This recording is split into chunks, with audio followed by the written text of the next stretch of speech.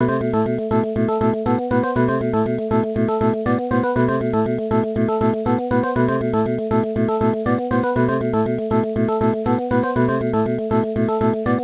here, ready to rock and roll. Here we are. Got my quarter again, You got but it? I gotta do laundry soon. So Oh I'm no. yeah. This is gonna be last podcast until I'm rich again. Or I guess until laundry's done. So Wait, that's okay. Well, we can rock it. fair enough. Fair enough. Yes. How is it going, everyone? Welcome to another awesome episode of Press Start to Play. Taicho inserted the credits, so we're ready to go. Well, I guess he All inserted one right. credit, so one of us Yeah, is ready you to can't go. play again. You gotta get your quarter. So I Dude, ain't paying for you. my I'm sorry. quarters are in the other room. I'm too broke to pay for two players. I don't blame you. Yeah, I don't got that kind of arcade money. If only one day. Right. Today One we day. are talking about games and realism or Yeah. sci-fi. So Woo. those are two-player games usually when it comes to game or the sports games, So I don't know. I guess we're gonna need a little extra credits. Sports games Oh aren't as yeah. fun solo. It's so Josh is lame. in here, and him and I we always play NHL. So that he's Ooh, my buddy. very I always cool. do my couch co-op with. So Couch co-op was the best, especially with those right. sports games, because then you can punch each other in the face when you hmm win. And that's how him and I exactly are, just screaming at each other because of NHL. So. NHL is pretty brutal, so I think you get a pass on that one. What's the furthest NHL you think you played? Like how far back? What's like the first one? I think the first and only NHL I've ever played was NHL 2008. Really? Mm-hmm. Yep. Interesting. 2010 was actually one of my favorite ones, so you were pretty close to my Oh yeah. favorite range there. Yeah. Oh, very cool. 2007 wasn't too bad. Yeah, no, I was like 2008 with NHL. I don't remember even where I got it or how I got it, and I was like, oh, this seems cool. And so my buddy and I we played it, and it was fun. And then I don't think I've really played it very much or since. Mm, fair. So Yeah, have you ever gone to like the what would you call them? Like the Chuck E. Cheese type arcades, and they got like the okay. big handheld ones. They have like the really old like NHL ones for that, and Oh yeah. man, those ones are crazy pain. Like they're so difficult to play, but I don't know, to be honest, I got a bit of an edge on the newer ones. So yeah, I don't know. Very Sports games cool. have not developed well, in my opinion. I don't know. Ooh. The older ones play better. Yeah, ooh, jumping right into it. Yeah, I definitely think so too. I mean, I think it's become more of a monetization thing than anything. I mean, you look at Madden or FIFA specifically, and they have like those ultimate teams, and it's hmm like you look at like the numbers and stuff like that, and EA is like, yeah, we've made like $1 billion just off Ultimate Team alone. So it's like, dude, Yeah, it's like all about opening the packs and forming your team, and so it's like, oh, that's unfortunate. I don't know. well, I sorry. Oh, Go you're ahead. good. I was just gonna say I don't know. I just feel like that's kind of lame. I feel like you could really improve like the couch co-op and something like awesome that why we started playing sports games in the first place is to Yeah. play football and soccer and hockey and whatever with your buddies. And hmm now it's like, oh, cool. I can play Pokemon and get my ultimate team going. Yeah, right. The thing that drives me crazy when it comes to it is it just feels like so many of the new things are like scripted in EA. Like ever since 2K fell off and they Mm-hmm. don't really have the competition, it feels like EA is like, all right, well, who's going to take our sales? Like, let's just basically reprint this game and add a few new people, and people will just accept it as the new game because the new people are in it. But I don't know. I mean, the biggest thing that drove me crazy with NHL is the fact that it feels like A, so many things are scripted, and B, like the mechanics can just get way too clunky.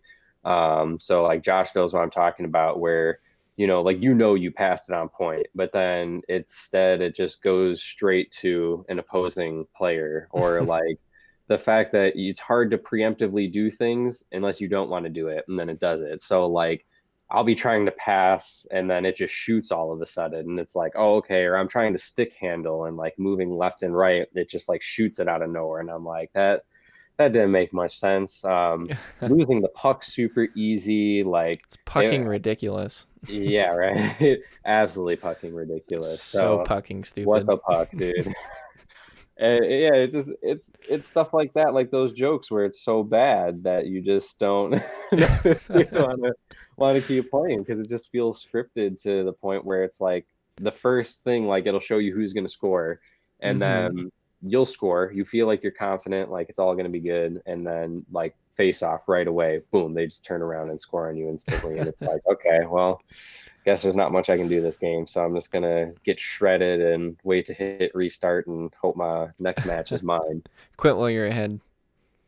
Basically, Yep. basically. Wow, you got like FIFA, a I whole will like. admit that skill though. Oh, FIFA is pretty skill based for sure. Yeah. Josh would shred me in that one like all day, every day. I could not even like compete against him because I had no idea what was going on. I'm trying to kick Yeah. and it's basically just right out the stadium. So Home run status. yeah, Except every for time I'm playing baseball in a soccer game. you don't get points for kicking out of the stadium in soccer, unfortunately. Nah, You got to get yeah, into that goal. That's what you got to do. not so much like golf. So you can't crank it. You gotta Yeah, precise with that.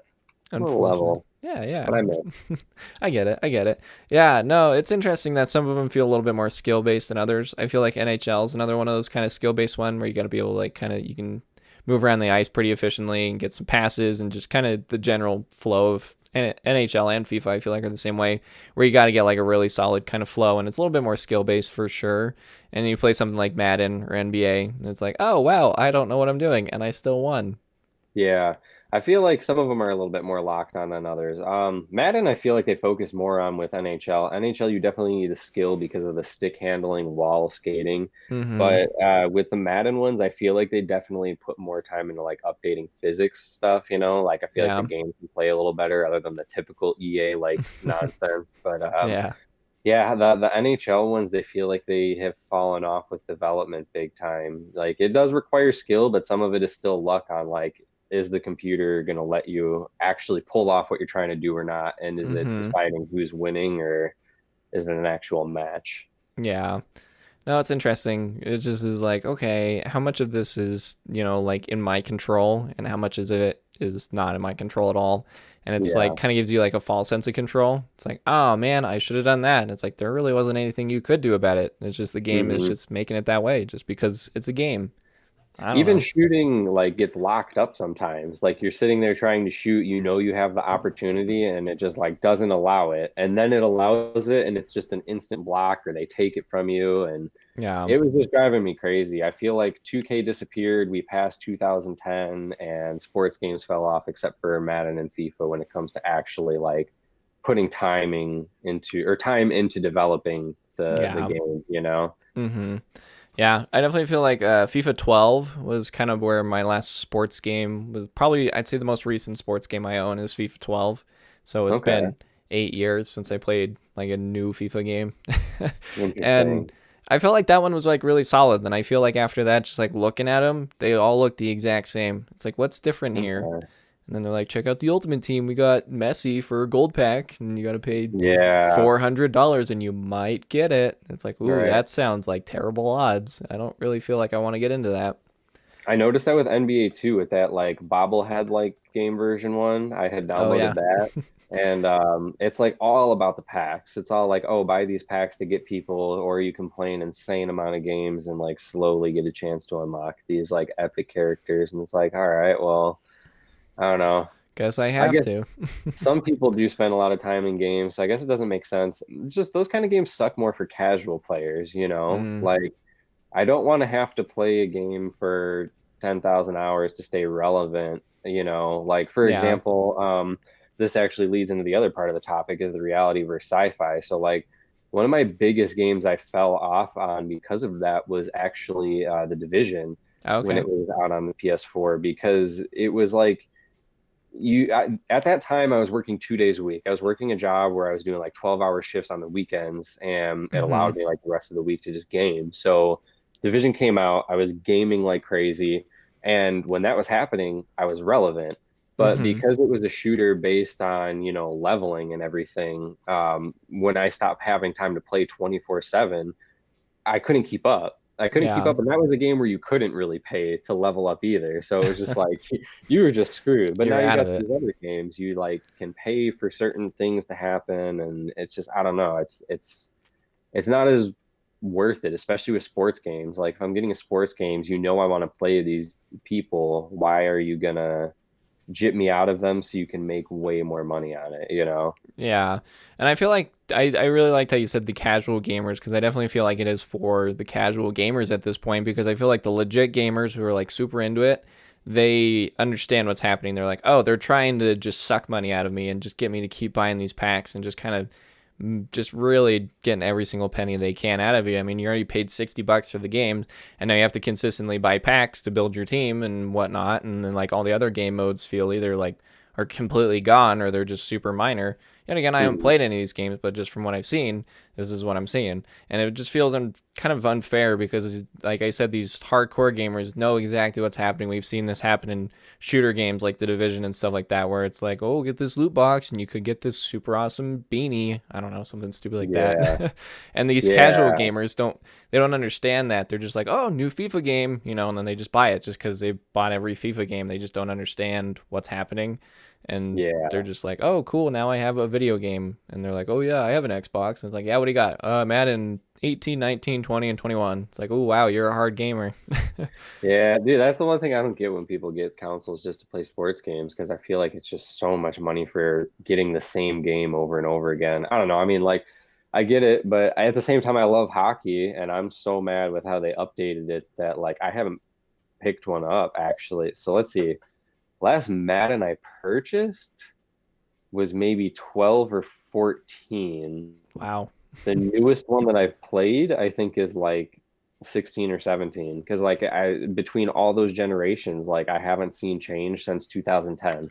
Yeah. So I'm like, what's even the point? Like, why am I gonna keep throwing $60 to get the same game just because it has new people in it when it's actually operating clunkier than a PS3 game did, or even a PS2 game, you know? I mean, Yeah. those 2K games were so good. Mm-hmm. So good. I'm so mad that they fell off, like, and EA took over because I don't know. 2K hockey was way better, way Yeah. freaking better. Yeah, it's interesting. I wish there was more companies making more games. I wish it wasn't just EA because clearly EA doesn't care about trying to make something cool and new. They know what they do and they have cells and it's making them a bunch of money. And so Hmm. they're like, "Oh, cool. Why would the hell would we bother doing anything different when this is making us billions of dollars?" And it's like, I wish there was other companies out there doing fun different things. Like if there was like NBA Jam, I wish there was like things like that for like hockey or um, soccer, football, or things like that. Just something super like silly and arcadey that just you can kind of have fun with. But it's like Yeah. EA is the only one that does it, and they're not doing anything with it. So it's like it just is very stale. It makes it uninteresting. It's like, oh, another football game. It's just like there's nothing new here to offer. It just doesn't interest me at all because it's the exact same thing I played back in 2010. So why would I spend $60 to pay the same thing that I already own and I've been playing for the last 10 years? Yeah. I remember getting 2000 or not 10, 12 for NHL, and I got super frustrated because there was a part where it was like pay or play to get these like packs to unlock stuff like you were talking about earlier, on the build your Mm-hmm. own team. And I got super frustrated because like I kept having this thing where I'd get out of the game, I was supposed to get my points, and I would look forward to, like unlocking these new packs to further my team. So I'm getting further in my career, but I kept losing the points. They weren't giving me my points. Oh, So I eventually contacted them because I was on like 13 games of not getting my points. And I'm like, okay, like I'm not progressing the way I need to because I missed out on like 3 or 4 packs at this point. yeah. So I reach out to them and they're like, oh, it must be your internet type. Like you have to like go into your internet properties and change this setting. And like this is EA support telling me this. And I'm like, Okay. what? Like I don't even know how to do all this. Doesn't even Like make any why am I sense. yeah, like why am I modifying my router to play a hockey game online to get points that like Yeah. it really shouldn't be this difficult to just get my credits for winning a hockey match, you know? And Yeah. I'm like, okay, well, can I get awarded like these points because now I'm behind on my team and like I want to update it and they're like, sorry, we can't do that. And I'm like, okay, that's sick. I'm glad I went this far into my season and I just lost out on all these Yeah. packs.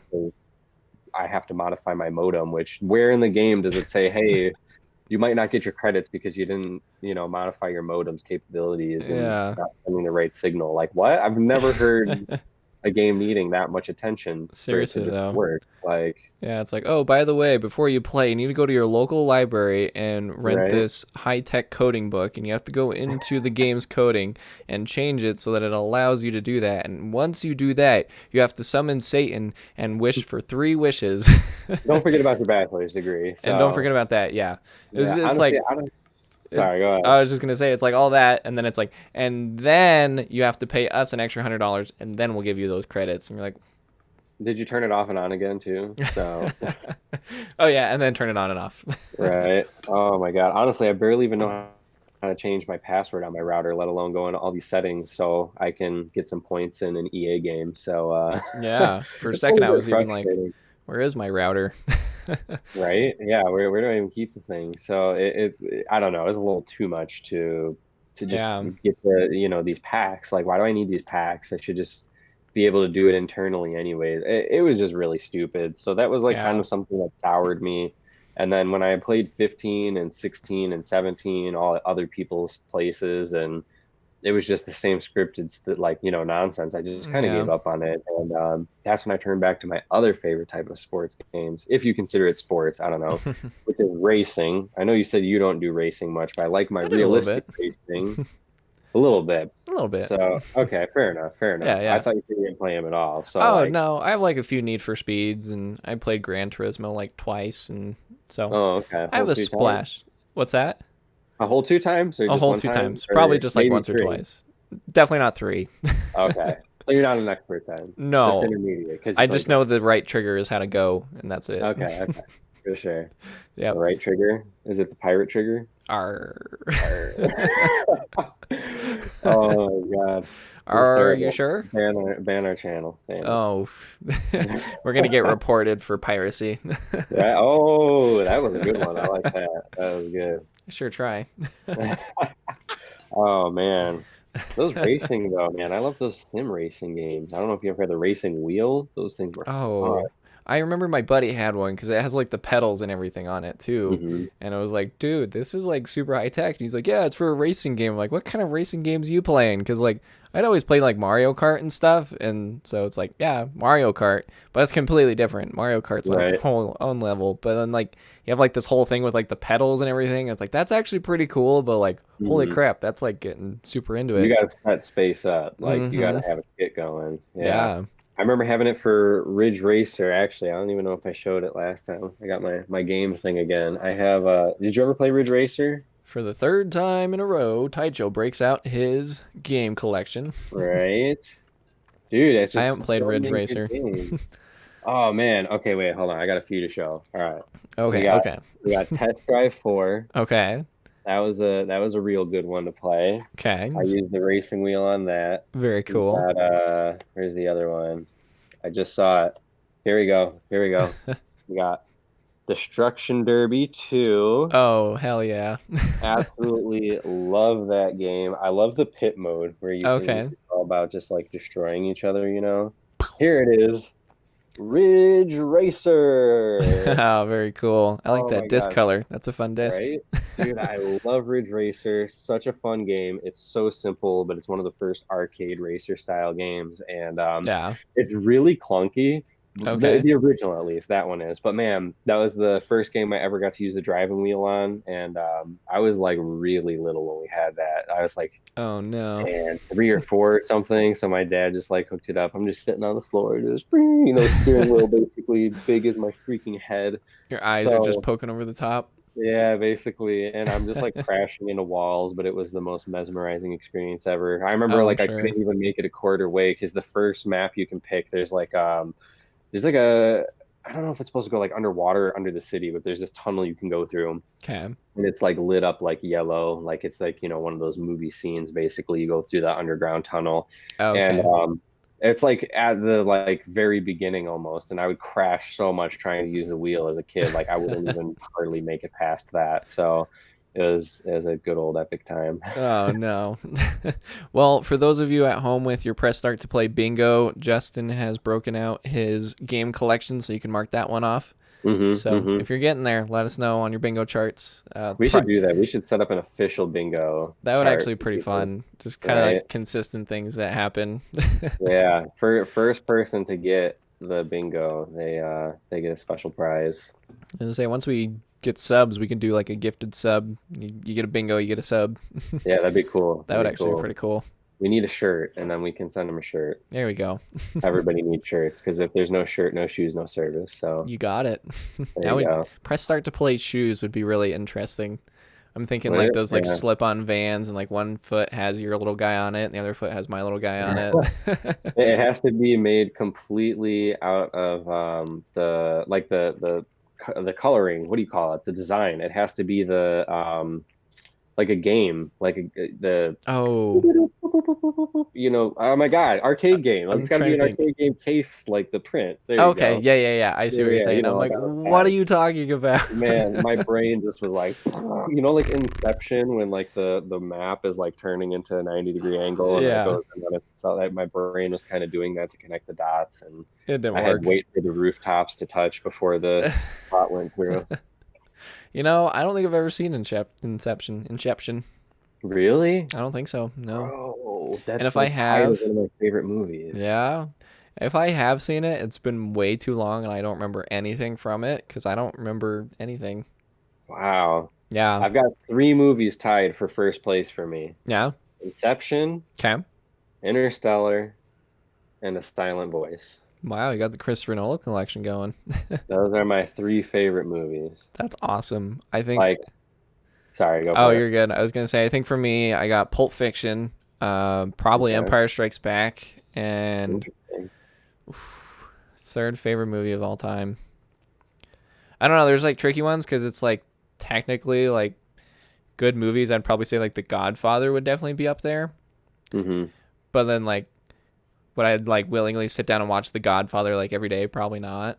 But like I still think it's pretty awesome and a really well made movie. But with that in mind, I'd probably say Scarface is probably my third favorite. See, that's part of what I judged it on too, though, as how much I can rewatch it Mm-hmm. because so I know this is a freaking game talking show, but now we're on some awesome movies, so I I don't can't blame pass you. up this opportunity. No, go So for it. Inception, I gotta go for that one just because literally there was a point in time where I was watching it like once a day, every Mm-hmm. day for like I don't even freaking know how long. And it's still so the biggest thing, I guess, is the mesmerizing factor along with replayability. Like, how much can I Mm-hmm. replay it and I still feel mesmerized by what I'm seeing? Yeah. How much does it like evoke emotion from me or like the same emotion or does it change? How intense is it? Like, does the Mm-hmm. intensity stay? And there's certain instances in Inception that even though every time I watch it, I notice more and more flaws. There's still something that I'm just like, this is epic. For the time they did it in, this is incredible. Interstellar has like so much with science that I love. Mm-hmm. I'm very big about outer space. Like I was saying about loving No Man's Sky, I love it because it's like my only opportunity that I'll ever get to explore space. So Yeah. Interstellar really did physics justice there, and also one of the biggest moments in cinematic history to like break my freaking heart is him holding back his tears when he's driving away from his daughter and like she was mad and didn't want to say goodbye. And Yeah. like I don't know, he just it's not even like I'm that big of a Matthew McConaughey fan. He's a good actor, Oh but yeah. like dude, that part, man, like he can like the pain in his freaking eyes, like it destroys me. Like he conveyed the emotion of having to leave your child behind and go behind or to go off on something that you have no idea like what the outcome will be Yeah. like to for the better of everybody. So you think like that decision I could not imagine. And she doesn't say goodbye because she's upset and he knows that. And like, oh dude, Yeah. it tears my heart apart every time. He just that look of pain in his face is just Oh man. unreal. It And gets me every time. This is so dumb. It gets me every time. Toy Story 3 when Andy's driving is away it and leaving those toys behind. It's like, no, what are you doing? man? Yeah, I can't do that. My stuff is boxed up, but I would never get rid of my stuff. Like, I mean, look, you even see I still got all my PS1 games. Yeah. I got all my Pokemon cards around here somewhere, all my originals. Yeah, just go drop them off at some random kid's house and then drive away and see how you feel. Yeah, right. Here's like $10,000 worth of old school things from the 90s. Here you go. Yeah. I'm an adult. I don't need it anymore. You can just have all of it. Yeah, no, it's all good. There's sometimes I kind of like look at some things I have. I'm like, that's a lot of money right there. That's not, I don't want to just be like nonchalantly carrying that around, but also at the same time, I don't want to get rid of it. Right? I do that sometimes with Yeah. like my guitar setups and stuff like that. I'll be like setting it up and just whatever, and somebody be like, "Oh, like how much is that?" And I'm like, "That much," and then I'm like, "Oh, wow, I have a lot of like this is expensive." Dude, it is. Audio is expensive, man. That's why, like, I'm trying to break into making music for games and all that. And it's like, even just getting all of the stuff that I use to make my music, like, even that horror music that I make, the horror music that I make is so easy to make to an extent because of one of the plugins that I have. And that plugin alone, I think, was like either 180 or like $230 for Wow. that one digital instrument. Wow. One digital instrument. That's Yeah. crazy. Get The the synthesizer I got for my birthday was like 700 something, or no, not 700, but like $600 about. wow. I believe it. Yeah. That's crazy. But that's gonna help you out though. I'm excited to see what cool stuff you got coming up with. Yeah. You Some fun you little you seen that jams. yeah, you seen that one I was working on yesterday. So Oh I'm yeah. like excited to work more towards like cinematic stuff. I really want to get into the gaming industry with music. Like That'd be I'm awesome. working on it so hard to try to come up with epic soundtracks that can be used. I hate that I mostly just have the horror stuff, but um I just wish I didn't lose most of those files because now I don't know how to. Oh yeah.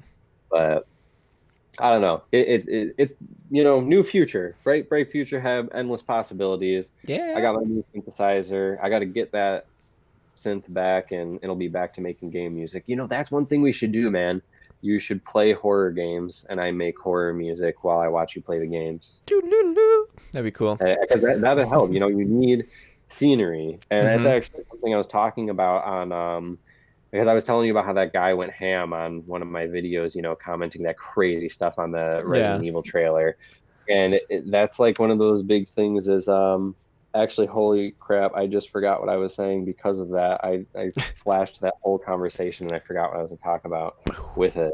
Oh yeah, we were talking about the scenery. That was Mm-hmm. one thing he messaged after I got the dude to chill out because we were talking about the Resident Evil scenery after that. Mm-hmm. And I was agreeing with him that the new Resident Evils ended up slacking because as much as the remakes looked nice, Mm-hmm. they focused on look and not feel.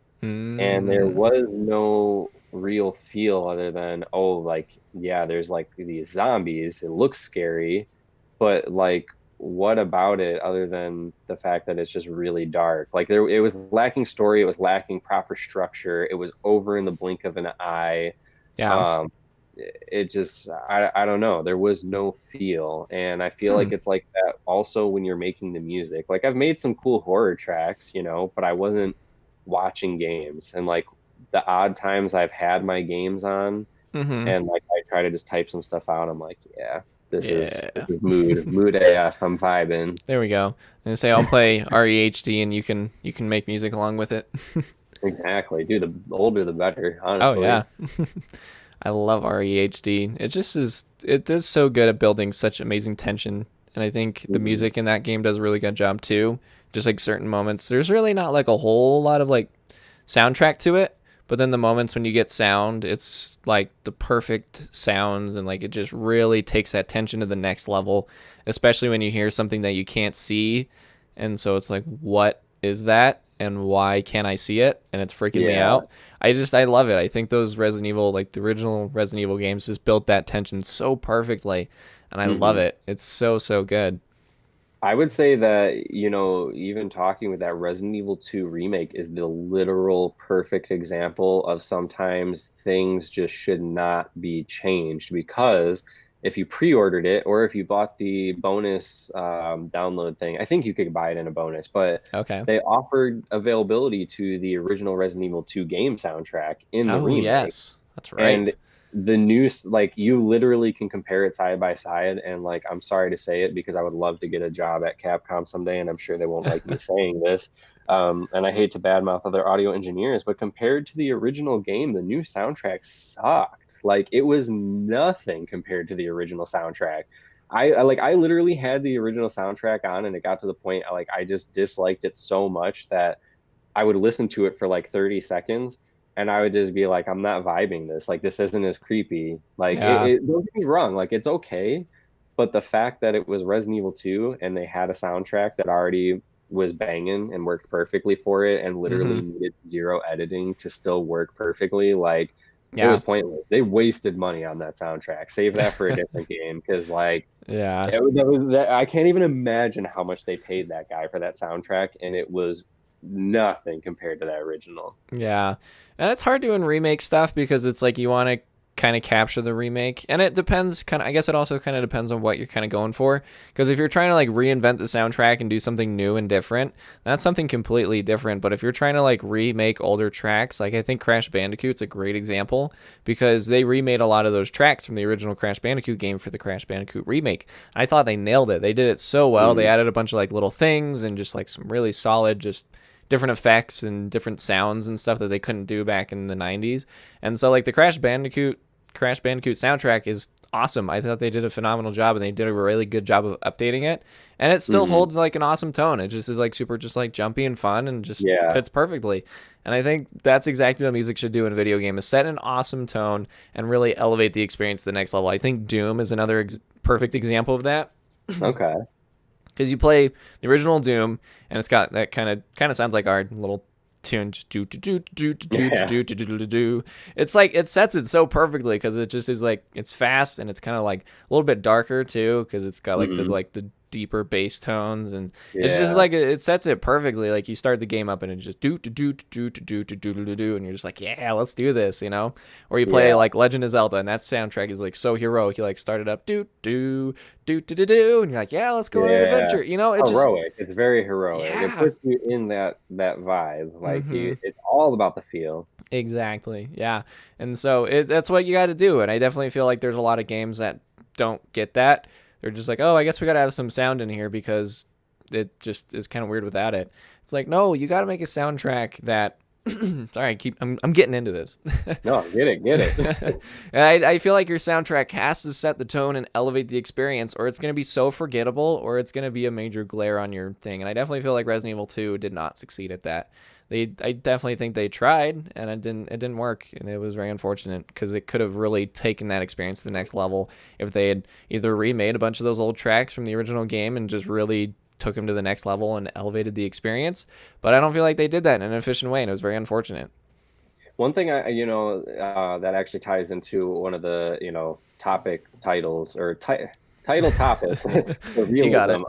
I've been trying to even incorporate it with some of the soundtrack stuff that I'm making because one thing I loved about the Resident Evil 2 game was that the original was that they had realistic sounds that incorporated into it. Because I remember Mm, one of the things that got me the most terrified was after Marvin unlocks the door for you, you go through that room, you see the liquor climb on the wall, and then you get through that first door with the liquor, and then you run over that like broken glass, and mm-hmm. you get that, as you're Oh yeah. stepping on it. But then it's like as that music plays, like it's so hard to do it. But then you hear like that, there's that crash sound Okay. Yeah. that happens, and it's not like a cymbal crash, but it literally sounds like something like falls over in the distance. And no Okay. matter how used to that game I am, every time I hear it, I'm like, oh shit, is it like did the zombies just break in? Is this a moment where like they busted through the window and I'm forgetting? Or like no Yeah. matter how much I play, I'm never used to it because it's environmental, and environmental sounds, it allows you to get more out of the game without actually having things going on in the game. Mm-hmm. So you can add feel just from the song. Like you don't even need to have all that in the game. And that's where they lacked big time. They focused on like, oh, let's just use real instruments. Let's make it orchestral, not orchestral, but you know what I Yeah. mean. Like I got you. organized sound in a big format. And it was lacking in certain ways that the original was. Mm-hmm. And I like how you brought up like the glass sound effects and like things like that. And I think sound effects, especially in horror games, can really take it to the next level. If you get some sound effect that just sounds super like kind of corny almost. I mean, you look at like the original Resident Evil games and it's like it was old and so they didn't have the best effects. But Hmm like it's just like the environment that they used them in and the way that they used them, it just really kind of puts you on edge. So like you're like walking around your house and you hear like one of those sounds and you're like, oh no, I know that Yeah, sound, you yeah. know? And I definitely feel like sound effects and things like that can really also take a game to the next level. I mean, just sound in general is such a powerful thing in really anything: movies, TV, games, music, just anything. Your sound design and the different sounds that you can use can really make an effect on your viewer, your listener, your player. And I think gaming is a great example of this because you play old games where they didn't have solid sound effects, but they still use what they had to their advantage to make some really interesting environments. I mean, I've been playing through Hmm. the original Tomb Raider game, and there's some of those sound effects that are just like, that sounds so dumb, but like it just fits the environment so well. I mean, you have like the bats, they just make like some stupid Scooby-Doo bat sound effect, but then you like hear that noise and you're like, oh, that's a bat, I know what that is, and you just kind of associate different sounds with different situations, and it just really kind of takes it to the next level because you can hear those sounds and not know where they are, and it builds this interesting relationship with the player in the game because you recognize sounds based off of different situations you've seen them in, and you're like, okay, I remember that sound from that situation, so I'm in that situation again, but I'm in a different environment, and it builds this Hmm. whole different, like, this big relationship with the player, and I think it's fantastic. And if you use that to your advantage, you can have a really solid gaming experience. You can really take your game to the next level by building a really interesting relationship. And I definitely feel like original Resident Evils are a great example of that. And these remake games definitely have done interesting things, but they just didn't use them as efficiently as previous or other games have. Definitely. I feel like one game, especially, so it's funny because, like, well, I always say it's funny, but it's not necessarily funny. So It's funny. interesting. It's interesting because, so tying into literally like both of the parts, a game that has both realism and sci-fi that is awesome when it comes to the music too is Siren Blood Curse on Okay. PS3. So that game, have you ever played Siren Blood Curse? I don't recognize it. So it's a horror game. It takes place in Japan.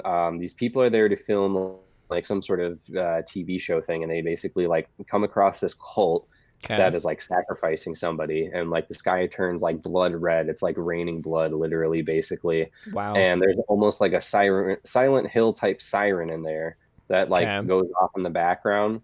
Um, but one thing that's interesting is because you're facing these like possessed type enemies, and they have this like um imagine like a layered vocal. So you have your main vocal and then you have Mm-hmm. one like the same vocal, but it starts slightly there, and then you got another vocal and it starts slightly there. So imagine like Okay.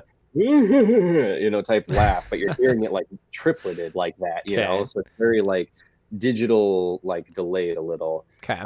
And it sounds very demonic, but the intro music, it's a didgeridoo, and the Oh. tone that they choose in the didgeridoo, or the tone, it's so interesting because it just sounds like somebody that's possessed, just like sitting behind you, just like waiting to Whoa. devour you, basically. Because like literally, it's just like, oh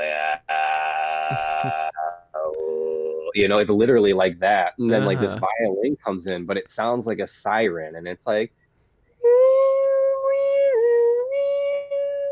it's like very Oh, high whoa. pitch and just swelling while Yeah. there's this low voice underneath, and like it completely encapsulates you because that the vocal part from the didgeridoo gets you here, and it Mm-hmm. feels like somebody is like just holding you, like you're in somebody's grasp, and Hmm. then you've got that siren violin, and it just feels like I can't escape, like there's nowhere to go, like somebody's Yeah. grabbing me, I can't go up, like it's hopeless, but they're all Hmm. realistic relatable sounds, and it's so cool how they incorporate that in there, that like you haven't even played the game yet, you're just in the main menu picking your episode, and they've already encapsulated the entire game in Yeah. one song.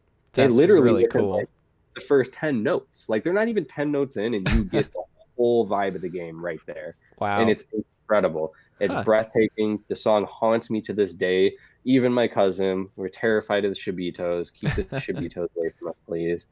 Um, it's just, yeah, it's great. It's such a phenomenal game. Like all my friends know that. Like I showed them that game because of that soundtrack. I'm like, dude, you got to check out this song. It's terrifying, and they all know it now. Like it's that like mesmerizing, memorable, everything. It's great.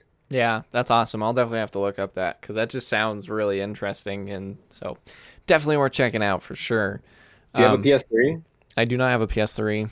No, because I was gonna No. say I can let you log into my account because I have it purchased digitally on there, and I don't plan on using my PS3 anytime soon. But Yeah. yeah, it's a good one. If you can get a hold of it, definitely play it. It's Okay. such a good game. It's terrifying, absolutely terrifying. Except the Yeah. end, you're basically like tripping balls at the end, fighting like Venomoth, or not Venomoth. What's the Yu-Gi-Oh one? Who's the giant moth dude? in Oh, Yu-Gi-Oh. I don't know. I'm not super familiar with Yu-Gi-Oh. No, man, Mm-mm. he looks like literally like that moth, and it's like looking like the background is a kaleidoscope. Mm-hmm. So it's basically like your character is on acid just fighting a giant moth, and that's the end of the game. Oh, And geez. that's not the end, but it's like one of the bosses at the end, and it's just Yeah. super weird. Oh, You're just like geez. literally what's happening right now. Like I was playing a legitimate horror game where it seems like these people can be possessed, and now there's Mothra fighting me in a kaleidoscope. So. Jeez, that's trippy. Right. Yeah, it's weird. It's such a good game though. It's got 12 episodes, and the hardest one, you're stuck as this little girl in a hospital, and she has Okay. no weapon to get away from the Shibitos, Oh, and you have no. to like time getting through this one spot perfectly, and it's brutal. Oh, no. Yeah, that's rough. It's And like playing the whole game as Ashley. oh, don't. Not the whole game, sorry, her episodes. Her episodes Okay. are like Ashley. So it's like episode 7, I think. He plays the girl, and then you have no weapon I to use. I wouldn't want that. Yeah, it's tough. It's one of the harder missions. It's like Yeah. so difficult. It's all about timing too, because if they catch up to you, like they bust you up, man. Like they're Yeah. hard to take down. So you want Jeez. to stealth it, and it's difficult. You can do this like brain vision where you can see through their eyes, so you can see if they can see you and all that. Whoa, that's cool. Remind me, you gotta check this Okay. out. Even if it's just gameplay stuff, I gotta remind you later to check it out. Okay. Yeah, I'll have to do that for sure because that seems really interesting and just super out there. Yeah. It is. It really is. It's so cool. One of my like top rated horror games. I've actually been tempted to play the PS2 one because it's on PS now, Oh, but I'm okay. scared to because I don't want to be disappointed because the Oh, original one was so good. yeah. Actually, I don't know if it's on PS now. I saw it somewhere, but I think I should play it. I should play it. I'm gonna do it. I'm gonna play it. There you go. I'm gonna You got it. It's do it. happening. Yeah, it's going out. I gotta. I'm hyped thinking about it. It was such a good game. Oh, that's awesome. Very, very cool. Yeah, it's interesting. I think horror games are a very interesting example of so many different elements of gaming. I mean, we've talked about realism, we've talked about soundtracks, and I for sure think horror games is such an interesting thing because people always think like, oh, horror game, like, oh, I don't like scary stuff, and then they're out, you know. It's like, but if Right. like you really sit down and give some of these games a chance, like they can really impress you. The Evil Within was one that I did not expect to be as good as it was. Dude, that one was. Um, I didn't finish the first one though because it's so difficult. Dude, it's pretty brutal. Yeah. I love the Evil Within games. I just think they're awesome examples of doing so many interesting things with horror games. And it's certainly not a very realistic game, that's for sure. But it's very Yeah. cool. It's very, I very mean, it's cool. possible though. It's like the Matrix, but horror edition. It's totally the So Matrix. I mean, think about it. You know, you got stuff where you're supposed to be going into those deep sleeps or whatever, in the freezer or whatever in the water. So it's like basically somebody just tricks you into thinking you're going into like Yeah. hibernation or whatever, and it's like, oh, hey, guess what? We just linked your minds. Whoa. By the Getting way, I all wasn't deep. ignoring you earlier. I was thinking about something. You actually look like one of the characters, sort of, from Siren Blood Curse. If Ooh. you have a second, if you got a second screen, you can look it up on right now. You should look Okay. up Siren Blood Curse, Howard Wright, and you Silent Blood Curse. Oh, Siren. Siren Oh, Blood Curse. Ah. Hey, Coolio. What's up, man?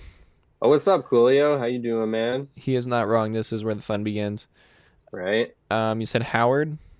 Yeah, Howard Wright with a W. If you look up Siren Blood Curse, Howard Wright, you Oh my kind of look gosh. like him. A little bit. A little bit. If you did your hair different, you'd be Howard Wright from If I did Siren my Blood hair Curse. like I usually do. There you go. That's funny. Right? Yeah, no, if I had my But you hair a have to little play bit it more like, now because it's you. Like it's literally you. So you need to play your autobiography that you didn't realize you released and aren't getting paid for. I don't think my autobiography would be a horror game. No, you don't think so? No, I would always like to think of it kind of like a cool Indiana Jones Tomb Raider game. Really? Yeah, just super exaggerated real life me My life going feels on. like Fallout, but I can't like loot to make money. Otherwise, I'd be Mm. rich. It's like living in Fallout while not being able to do anything that you can do while playing Fallout. I basically live in Grand Theft Auto, but I can't do anything that I would normally do in Grand Theft Auto. Right? Right? Literally anything.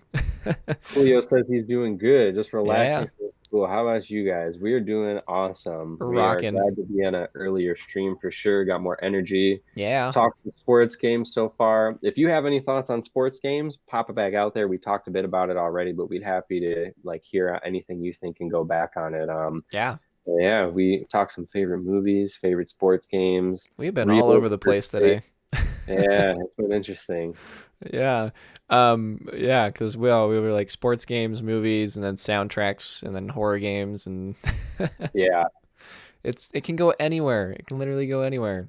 Moving away from horror, actually, talking about Okay. realism actually ties into what got me so into realism and into like shooters and stuff, which was the SOCOM game I talked to you about last time. Okay. Um, or I don't know, not last time. 2 times ago? Last time? 2 times ago?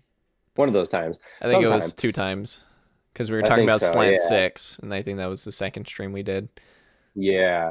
And I felt so in love with those games because of the realism, like the fact that you had to be sneaky, like the fact that it Mm-hmm. was all about like, oh, you're a team of four, you have a headset on, you have to command them around. Depending on where they go, you can complete the mission easier or like more successfully. And um I thought it was so cool, like having to tell your team breach bang clear or like specific types of way to clear the room to do it the right way, Okay. and I just thought that was awesome. And it took me actually a long time to fall back into sci-fi stuff. Like I liked Hmm. sci-fi stuff as a kid growing up, but then after I played SOCOM, I was like, no, there's no other way. Like it's got to be Yeah. realistic. I would only play Call of Duty on hardcore because I hated those like Halo style, hit points.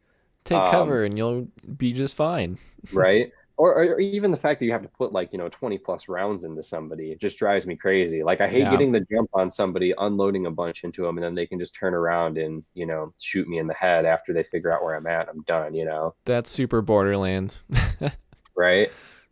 Let's see. Let's see. For FIFA, huh? Okay, okay. Yeah, we were talking a bit about FIFA. We were saying how that feels like one of the ones they maintain a little bit more so these days compared to the other sports games in the EA series. Mm-hmm. Yeah. Madden and FIFA are definitely the favorite childs. But we disapprove of the packs of having to unlock characters and everything. That should just kind of be a part of the game. A little bogus. Yeah. Actually, what if they made it a different game? Jumping back to this, what if they made the Ultimate Team a completely separate game and made that its own thing, and then did a different game that was just like the exhibitions and seasons and create your players and things like that, but then like have like the Ultimate Team like it's completely own different thing. Because then they can trick you into paying $60 twice. Mm-hmm. It, Exactly. it should be more profitable for them that way. Mm-hmm. Yeah. So I you're just think welcome, they can EA. make more money that way because the fact that there's a chance with the packs Mm-hmm. and the chance that you won't get what you need, you have to keep buying them, I guess. Yeah. So it's that whole lottery thing. They need that lottery to keep making that ridiculous amount of money. Yeah. Oh my gosh, it's ridiculous. I feel like, it's almost an insult with how underdeveloped games are these days. Like these companies are blatantly siphoning money from us, and you know that they're making way more than the $60 value of the game. Game Mm-hmm. companies were creating phenomenal content when the games were like $30, $40 a pop.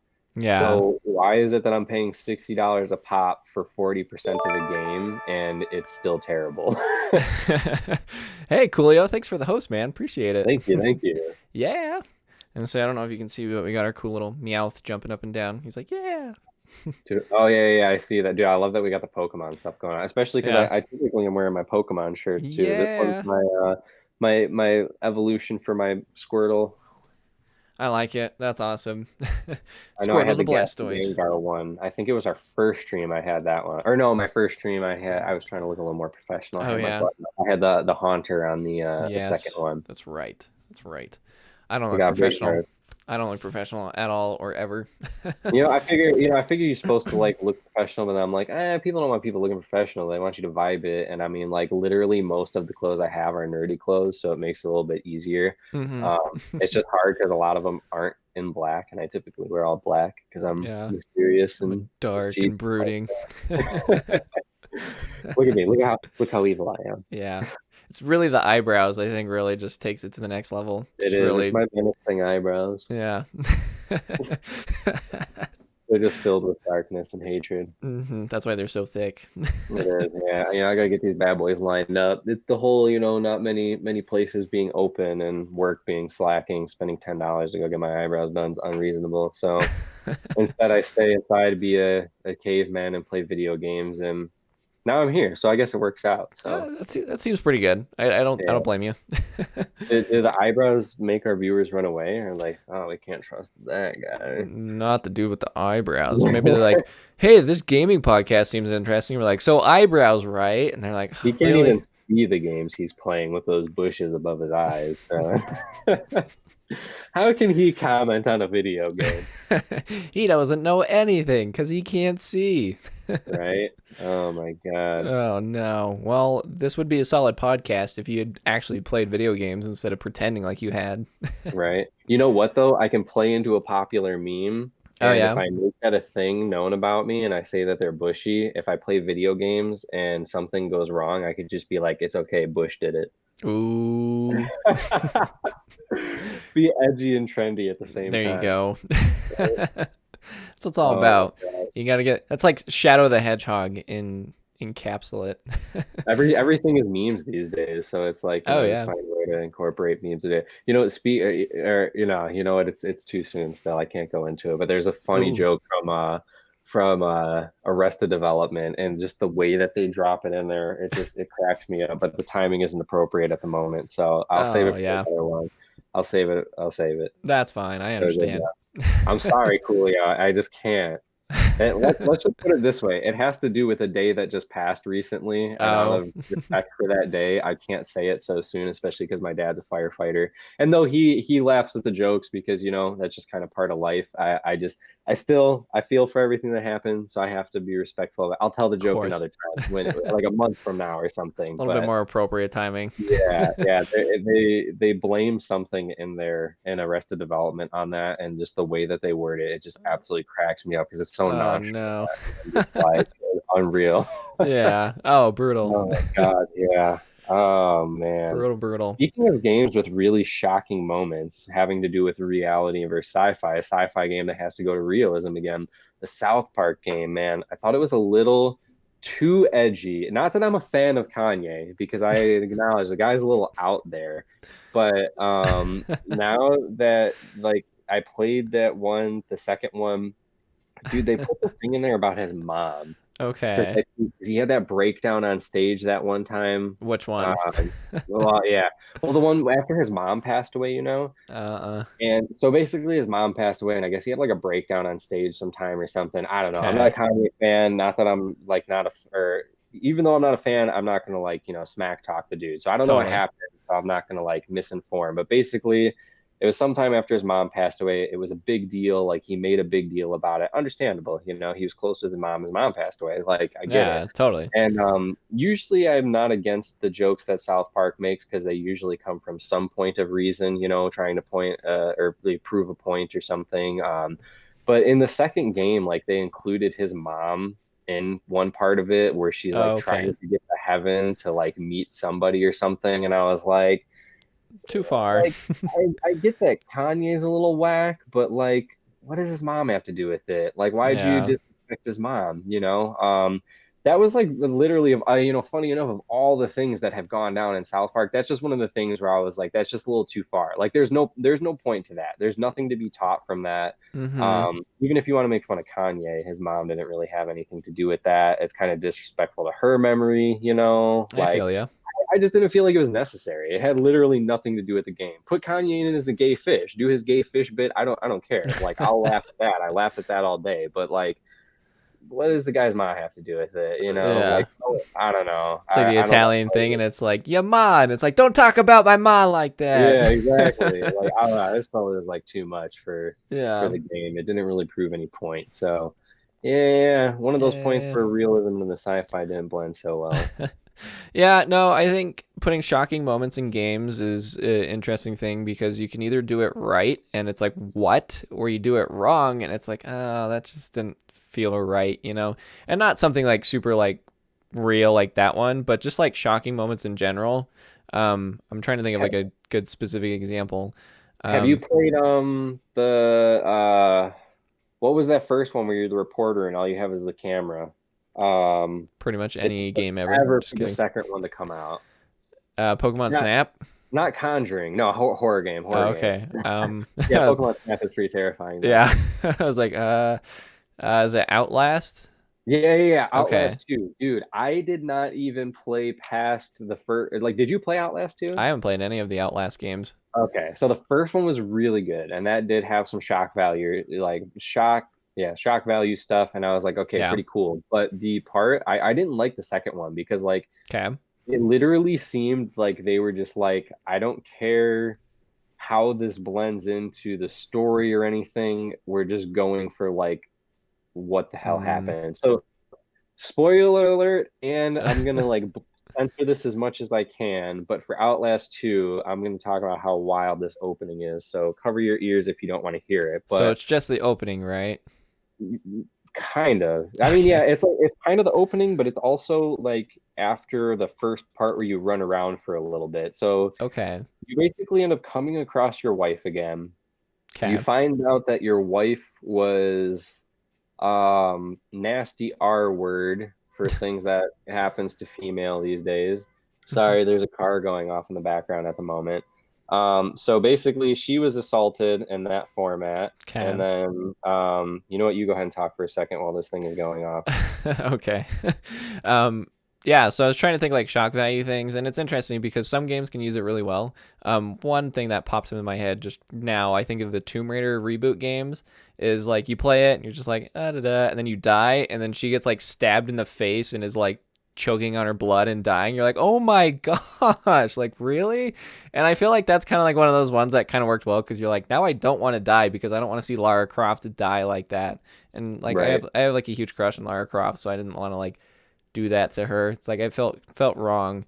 And then there's other It's rough. games. Yeah, I know, right? And then there's other games. RE2, for example. I think of that first scene when you like come in the hallway and there's like the dead guy on the ground. He's like, "What's this?" And he like pulls his head back and it's like, oh, you know.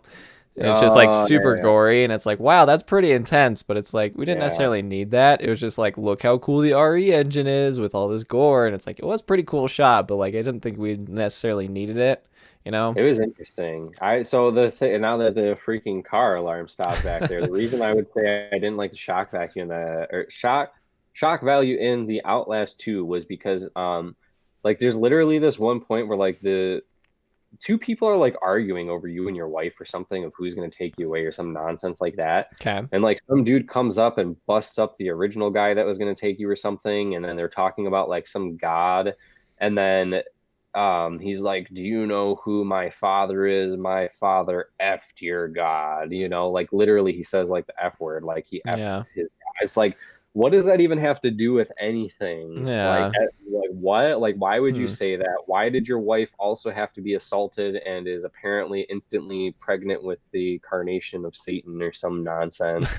And like, they dropped like the C word in there, I think, at some point too. And I was just like, this just isn't necessary. Like, this is a Yeah. horror game, not like a can you say the nastiest, sentences out there combination or, competition. It Yeah. just, there was no value to it. There's no value. It's just like, we're literally just going to spin this out of control, pick a bunch of swear words out of a hat, and we're going to make a story out of it. And that's literally what it felt like. And I deleted Uh, it. yeah, that's unfortunate. I feel like Grand Theft Auto has a few of those moments where it's like that didn't seem necessary, but okay. Mm-hmm. There's like the one part in Grand Theft Auto 5 when Trevor kills the biker guy and he like throws the bottle at his head and like curb stomps his face in, is like yelling the C word at him the whole time, and it's like it just seemed super. I think it was just kind of like, look how crazy this guy is. He's yelling the C Yeah. word and curb stomping this dude's face in. It's like, you could have probably done literally anything else he does in the entire game to show me how crazy he is. That part just seems Yeah. super unnecessary. I don't know. Sometimes it does. It just goes too far. It's just not Yeah. needed. Mm-hmm. And if you do it right, it can work really well. And if you do it wrong, then it just kind of rubs players the wrong way. And even like that last example, it just can get you to stop playing in general. Yeah. I feel like there's some topics that like just don't really need to be touched on in games. And like I'm not one of those people that's super PC like how things are these days where like, oh my God, we have to double check everything. Like I get like reality is just reality. Like some things need to be Yeah. talked about. some things can just be included just because it is what it is. But like I don't know, man. When they games that include like I don't know if it's okay to even use the word on here, but assault of people's bodies, if you catch what I'm saying, you know. I don't get why that ever needs to be in games, and especially like with that and Outlast 2, and I know there's a few other games that have used it that I can't really like think of at the moment. But like when it gets to that borderline, like even in movies and stuff, I'm just like, Mm-hmm. why? Like nobody wants to see that. Like other than the Yeah. people that do that stuff, nobody's like, oh yeah, this is a good scene. I'm glad they included this. Like Yeah. I can know that it happened or something, like have it be part of the past story without like it having to be in my face. And especially when, there are a lot of people that have experienced that these days and they're trying to play a game and, Mm-hmm. escape reality. Like that's not something that they want in their video games. It's just not something that's necessary, like, Yeah. And I feel like it's not a thing of being sensitive. It's not like we're like, oh, I don't want to be offended, or like I'm sensitive. Don't It's not yeah. that. I don't feel like either of us are sensitive to anything, but it's just like kind of I want to say morality of it. It's like, was that I think if you use it in a correct way, where you have something super gnarly that's just like super out there. I mean, like something kind of like you were saying, or just something like that, and they use it in a really good way that like proves a point. I think bringing back to Grand Theft Auto 5, there's the torture scene. And it's like that was really gnarly, but they did it in a good way that made a solid point. It was like I didn't really Yeah. feel comfortable doing that, but the point they made with it, I thought was For really him being good. crazy. Yeah. Yeah, I feel like it was a fair point. I was like, all right, yeah, they made a point while making me feel uncomfortable, and I thought that was the way to do it. It just kind of really brought attention to that scene in that moment, and I think Grand Theft Auto 5 did that with a lot of different things too, and I feel like they did it in the right way because it Hmm. was uncomfortable for sure, and I think making your player uncomfortable is something you can absolutely use to your strong point. It's like, oh, that made me uncomfortable, but it's going to stick with you because that made you uncomfortable. But if it makes you Yeah. uncomfortable just to make you uncomfortable and just not, just doesn't use it in the right way, then it's just like, Yeah. then what was the point? But something that makes you uncomfortable but proves a point or does like kind of enhances the experience in a different way, I think that's awesome. I think that's great. And yet again, not so much of like I'm sensitive or morality kind of thing. I think it just is media or things just trying to find ways to shock you, just to shock you, or just to be like, Yeah. oh, look at us, we did that. It's like, Yeah. I I mean, don't like even know. with like the the Outlast 2, there you go. The Mm-hmm. fact that like it happens so fast, like you literally just like lose your wife or something, and then it's like something goes down, and then instantly she just has like this nasty like incarnation in her or something or whatever's going on. Like Yeah. I don't know. It was like literally they were just like, let's make this as insane as possible, and we're just gonna mash it up. Like there wasn't even development into it, Like I Yeah.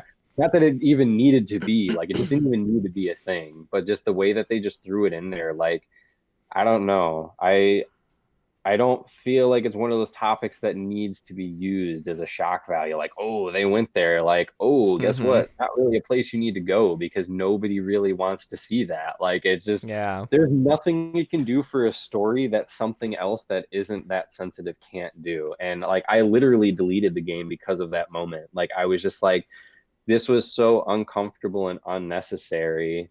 Like this whole scene was already unnecessary, but the fact that they even added that on top of it, I'm just like there was no point. Like they Yeah. don't really care about the game. They're just caring about the comments basically. Like stuff like that to me Mm-hmm. is just fishing for easy comments because people are going to be upset about it. And it's like Yeah. that's not creating a quality game then. That's just creating money opportunity or publicity opportunity rather than like, hey, we're actually focusing on a game and its story and its content, what it's about, what the viewers want, and all that. So, Yeah, I feel that. And I think they do that a lot too because then it's like, oh, look at that thing that game did. And then people are like, well, what's that all about? And then they sell more games. And so it's like, mhm. yeah, if you put something in there, you got to do something with it instead of just using it as a way to catch attention and be a clickbait kind of thing. Like, oh, look what Outlast 2 did. And then they're like, oh, what's this all Yeah, about? So it's very unfortunate and lame because you could really take those opportunities to do something interesting with it and make a really interesting moment in your game or prove or like make some message or prove some point or something like that. And if you do that, I definitely feel like it's a little bit more acceptable than just doing it just to do it, just to be like, whoa. yeah, just for the comments. I mean, because Yeah. it's interesting too, because looking in like almost the same light.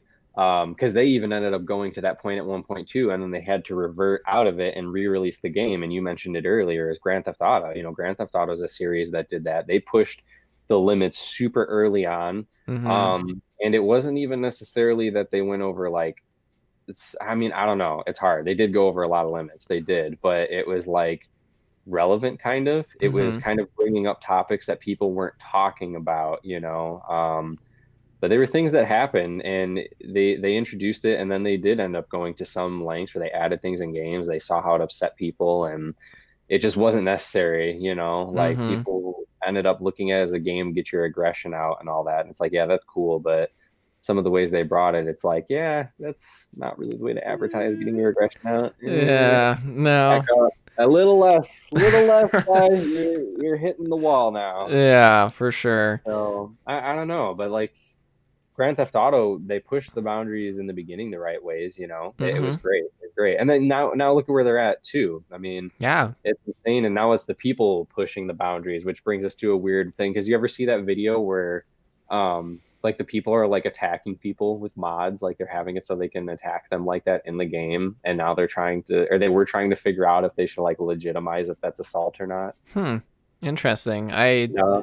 I see what you're saying, but I don't think I've heard about it. So, They were modding it so people's characters would basically forcibly hump people in the oh, game. geez. They were like, "Oh, is this like actual assault?" Because the players can't unlock themselves from it, and they're just Yeah. subjugated to like witness their character like stuck in this, loop. Yeah.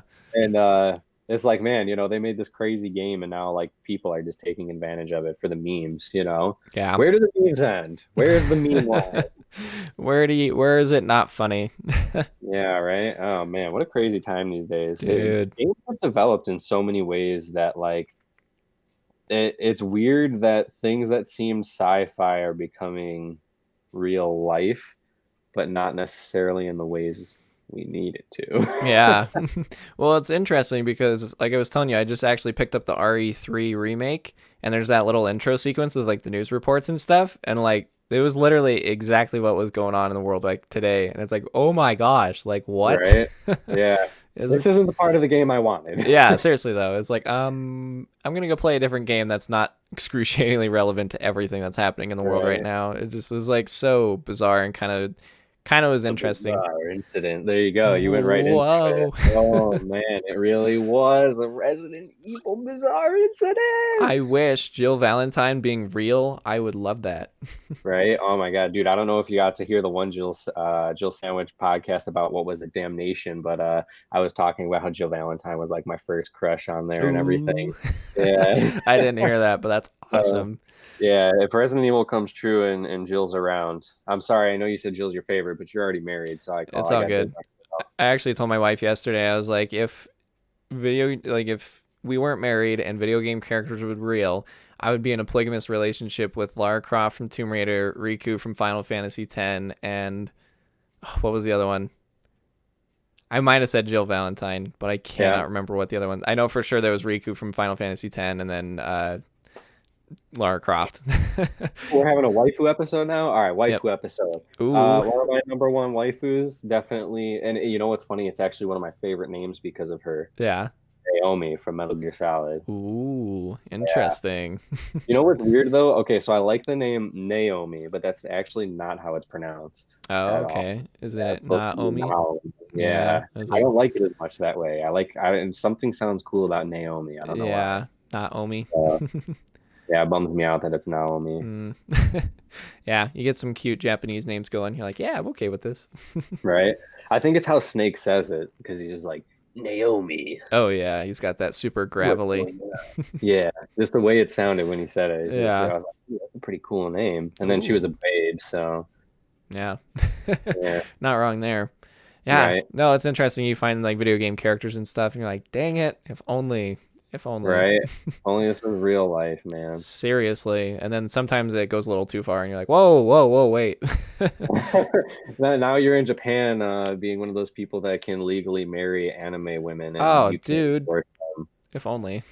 My buddy was telling me, he's like, the people that do that, they're like legally they can't divorce those characters. Like if they make that decision, they can't get divorced and get remarried or whatever. I don't know if they Hmm. changed that, but apparently when it first started, so I don't know. I don't know if it's time for you to get divorced and head to Japan and, restart back up with one of your video game characters or what, but Maybe. it, No, I'm you can totally do it kidding. Dude, they do a VR session and Yeah. everything with your Ooh. character in the VR in front of you. Yeah, there you go. Dude, get it. Get Well, it. I think VR is interesting, but I think in real life is a little bit better than VR. Yeah. Yeah, it's a little different. You can like high five in real life, and you get that slap of like, yeah, it's like Yeah. satisfying. You can't We get did that in it. We VR. we got married. Hell yeah. Instead of kiss the bride, high five. I feel like my wife and I did that or did something like that. We high fived at one point at our wedding. We're like, yeah, we did it. I think it's like after we did the cake or something. We're like, yeah. That's epic. I don't remember. That's the way to do it. Did Yeah. you do the typical throw the cake thing? We were Or- actually really nice with the cake. Because she had like this really, really nice dress, and she's like, do not get the cake on me. Like, if you get the cake on me, I will be so mad. So like we're doing the cake, and everybody's like waiting for it, and like I was like, because like I had like a piece, and she's like, don't shove it in my face. I'm like, I promise, I'll be nice. And so like I kind of just like rubbed it like frosting like around her like lips and stuff like that. And then everybody's kind of like, oh, and so then she grabbed a piece and like shoved it like right in my nose, and everybody's like, Oh man. yay! And I was Yep, like, all that's a right. food fight. Yeah, we were nice about it just because we were like, okay, like we're mostly her dress. She's like, I don't want to ruin my dress, and I was like, I understand.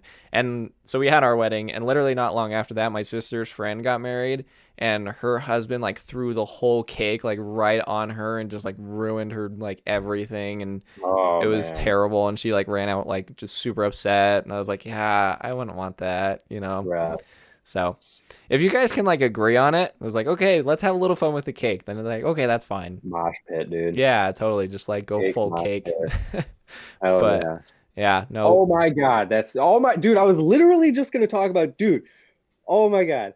And I was saying I play too many horror games because I'm always looking at that little spot open behind you because I'm always expecting to see somebody and your wife just walked in and it scared the hell out of me that because actually I kind of freaked me finally out saw too her. because I Oh saw my that God. out of the side. I kind of was like, did someone just walk past me? Oh, that freaked me out so Dude, bad. I've been staring there like so much because I literally like it just makes Oh me think of no. like a horror game, just like something just like leaping out of there, Yeah. So I like keep Just like looking, and stealthing.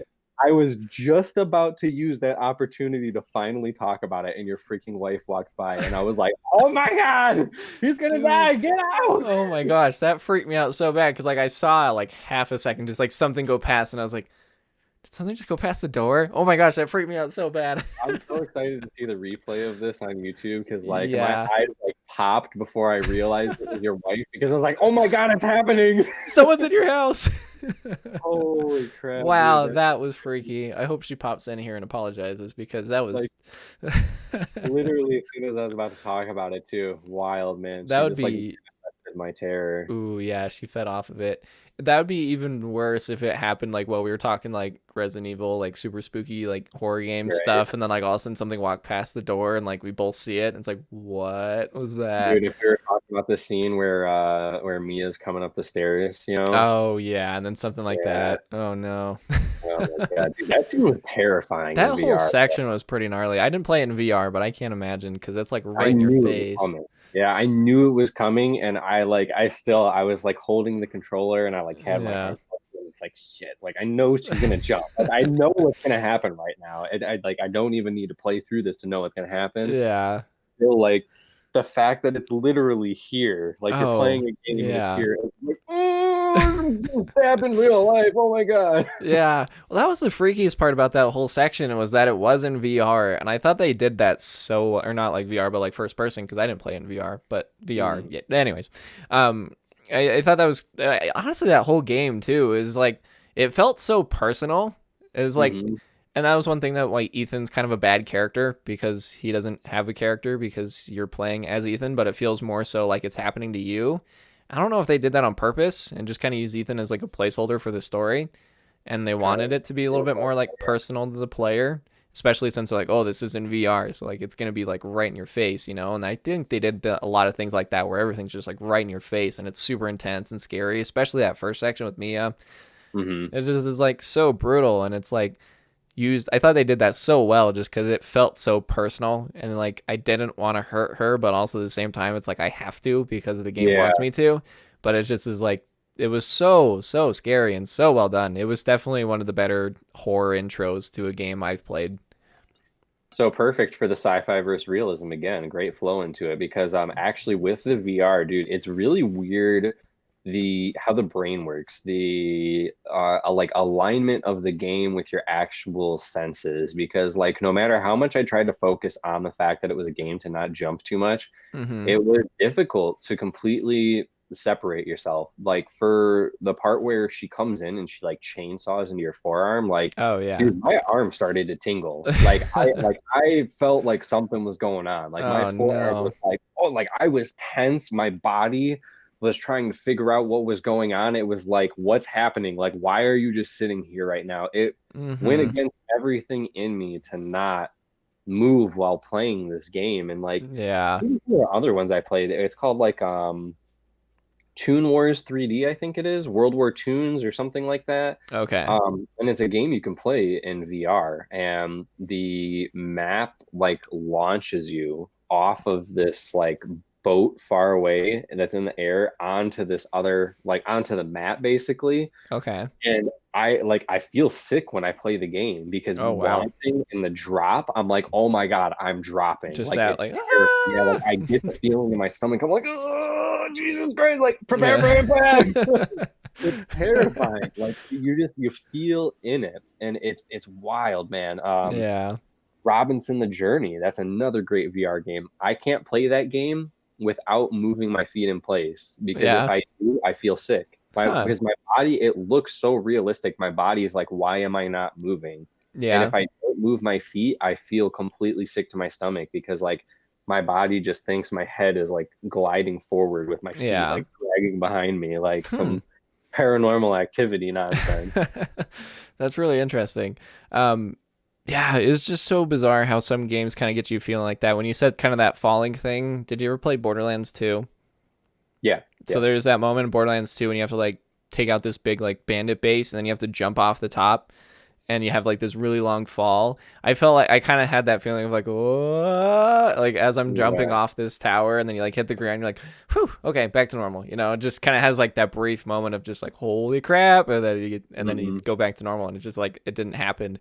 And I always love finding giant jumps in Borderlands now because I feel like that game did it really well, where it feels like you're really falling, and it just kind of is a super surreal feeling. Because I've never played VR, so I've never had that experience of having something just right in my face. Hi. Sorry for scaring you. It's okay. It was really funny. It was perfect Very timing. interesting. It was literally perfect timing. Yeah, it was so creepy. I was saying that you should have come in when we were talking about Resident Evil because Sorry. it was so scary. Sorry. Whoops. Silly Sue. It's fine. It was perfect. It was perfect timing. It was such bad timing. Oh, that was good. Yeah, it is interesting with those fall rates on games though. Before I forget, I wanted to mention Dying Light, man, because Yeah. they in Dying Light they do that whole effect of like wind blowing past your face too, you know? Oh, And okay. it's like, oh, I parkoured too parkourish. Oh no. Oh my God, they did so good on that one. The Oh, that's falling in that awesome. game is terrifying. Absolutely terrifying. Yeah.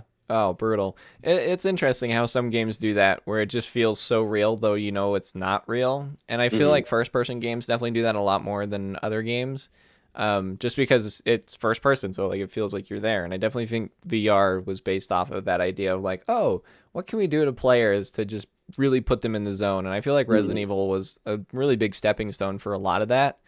because it just was like, I'm sure they made like horror games in VR before, but I don't think one made such a big impact like Resident Evil. Not just because it was a Resident Evil game, but I just feel like the moments that it was really like you could tell they had the VR in mind. I feel like we're Yeah. so efficient at just like it felt like you were getting your hand chopped off. I mean, like you were saying, like your hand was kind of Exactly. tingling and just like it just felt so personal. And it was like I don't know what I did to these guys, but I don't want to feel like this, you know? And it's really interesting. I want Oculus so bad for my PC now that I got one, and it's Mm-hmm. freaking VR ready, so I'm so hyped for that. I just need to get the Oculus, but it's just so expensive right now. Yeah.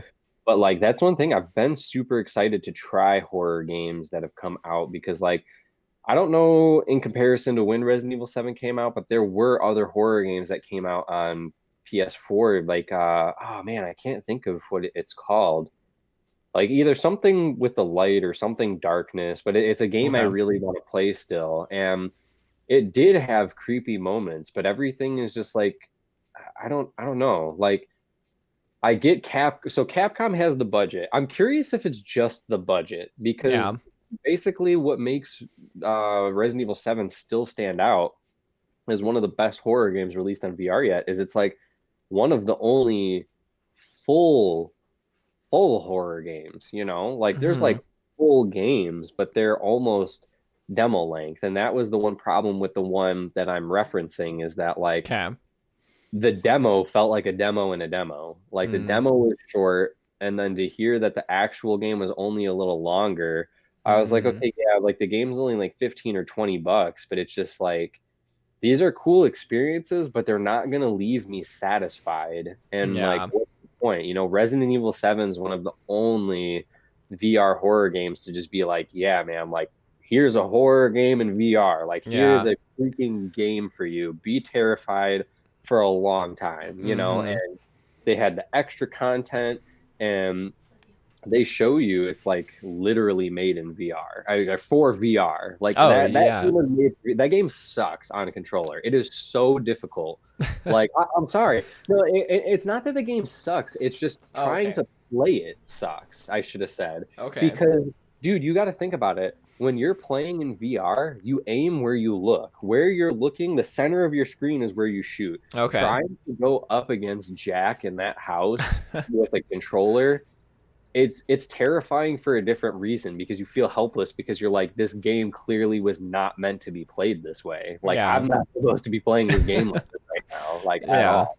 Okay. So it was just it I'm starting in VR and going to regular, like I have such a hard time playing Resident Okay. Evil 7. Like anything that's not the VR content, I'm like you can tell this was not meant to be played this way. And that's what makes it stand apart is you can see it's a full length game, Mm-hmm. high clarity, minimal screen door effect like most of the other games. And Okay. you know, I don't know. I'm really curious what that line is for people of making a full game in VR Mm-hmm. compared to all these like micro games. Yeah. And I was actually gonna ask what you played first because when you said that you hate the controller, I was like, okay, then you must have played VR first because that's Hmm. just, and I feel like that's kind of one of those things that I feel like if I were to play in VR, it'd be definitely very different. I don't know.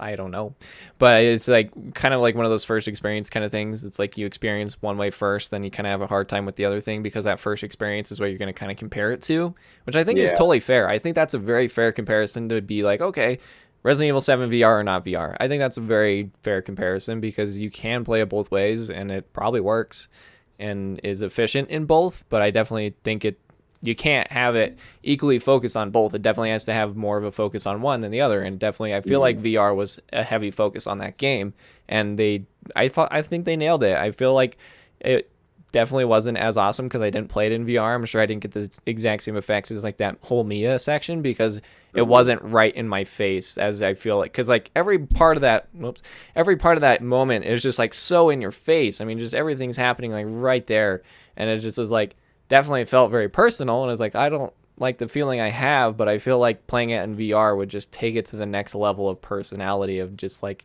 right in your face. And so, Yeah. I yeah. guess another one of the letdowns too, though, is like knowing how do I put this? How do I put this? How do I put this? So it's weird.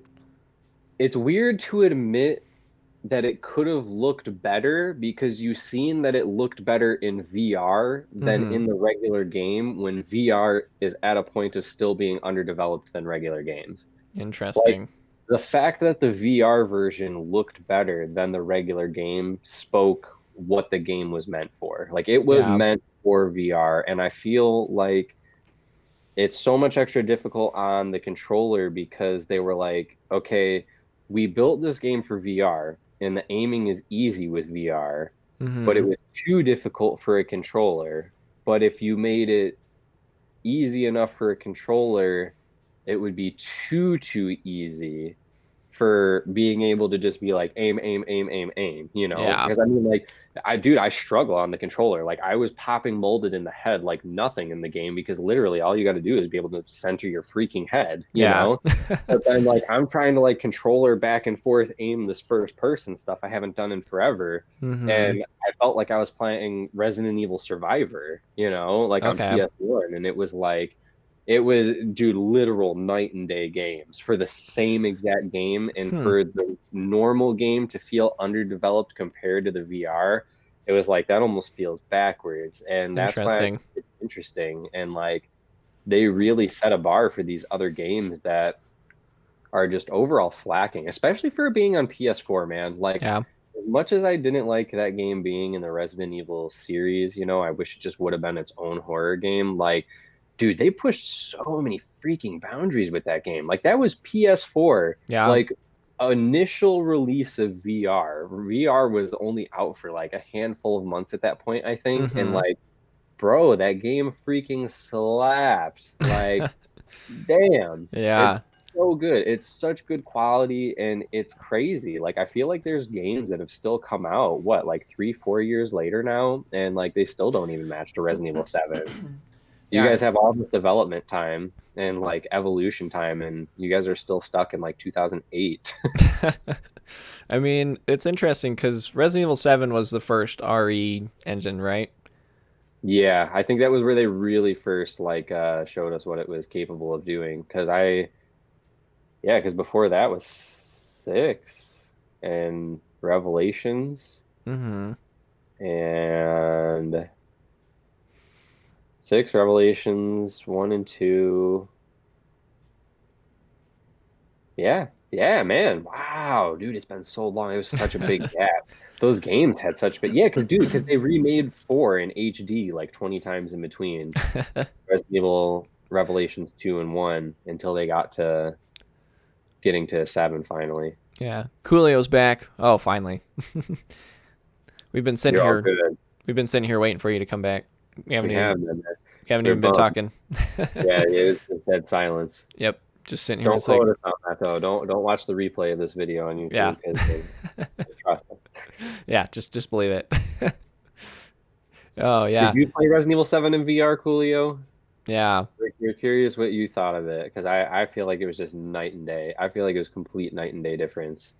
So, kind of with that in mind, how do you think they're going to approach Resident Evil 8? Do you think they're going to try to refine it a little bit more to cater to both, or do you think it's going to stick with that VR focus? So that's the big thing because we talked about it a little bit when you were on JSS, and I don't know with the release date and timing because they said that they're. Remember we were reading something about how they said that there was like timing, something they didn't want to. Oh, I'm They trying to didn't want remember. to talk about something, and I think it might have specifically been the VR. Oh, you haven't really seen it? Oh, okay. Yeah. Um, yeah, if you come to the Hmm. the like page we were talking about, they said they didn't want to release some sort of information. I think it had to do with VR 2.0 or Oh, not okay. 2.0, 'cause I guess we got 2.0, but for the PS5. I'm guessing they're going to come out with an updated one, and that's why they're not releasing it right away Gotcha. because I think they're waiting for them to release the new VR. VR. Oh, okay. And then you kind of use that as like a demo. Let's see, you don't have a VR nor any YouTubers. If you want to watch someone play it, Game Grumps, they played Resident Evil 7 in VR. They did like 7 episodes of that they played in VR. Well, they kind of went back and forth on it because he got too scared and motion sick. Mm. But that's the only time I've seen anyone actually play it on VR was the Game Grumps. So, and they're funny. So that'd be a good one to go check out. That whole Dude, I Mia want my. section. Oh, sorry, I didn't mean to cut you Oh, off you're there. good. That whole Mia section in that playthrough was fantastic because he had played the game before, like on controller, and he never played it in VR. And like before the episode, he's like, "Dude, I know it's coming. I'm not looking forward to it." And it was so good. It was so funny. I put my PSVR on screen lock and I played this like really cheap horror game called Emily Wants to Play. It's Yikes! like a $5 wow. $5.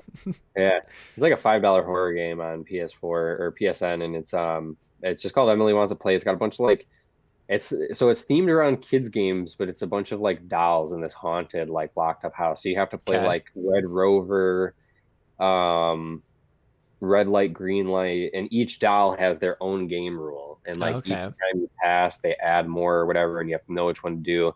And with PSVR, you can screen lock. So I screen locked that game because it's not meant to be played in VR, but I screen locked it, and it Mm. scared the hell out of me because when you lose, like you only know that you lose because it just boom, like a doll just pops up in your face Oh and yeah. starts laughing, and it's like, oh, it's terrifying.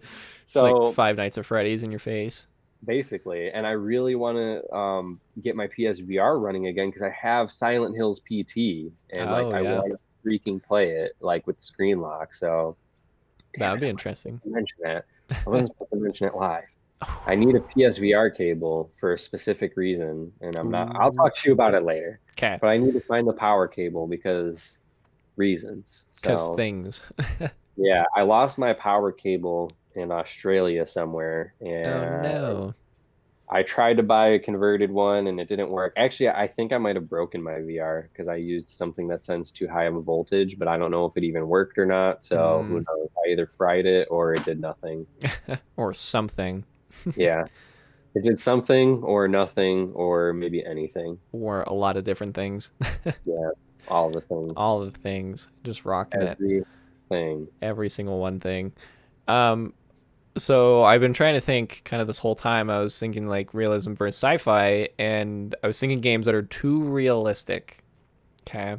Because we were Okay. saying kind of like VR, like in your face. And then the game that always comes to mind of realism for me is Red Dead Redemption 2, because that game is realism at its finest. Okay. At its finest and worst at the same time.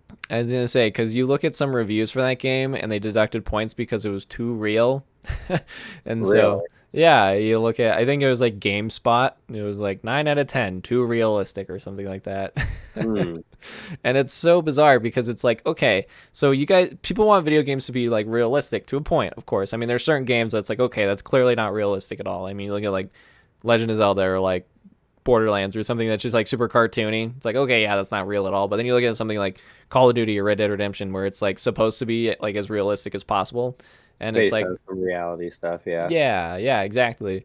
And like Red Dead Redemption, it was like literally everything was like so like precise and like animated, and it was just like super like you had to like do every single thing in that game, and I loved it. I thought it was great. Hmm. I was like, this is awesome because like for me, it just still felt entertaining and like productive and just interesting. And it's definitely not for everyone. I know I'm kind of in the minority in like the realism department for Red Dead Redemption 2. I People are mean, like, it was oh, pretty. Everybody loved it.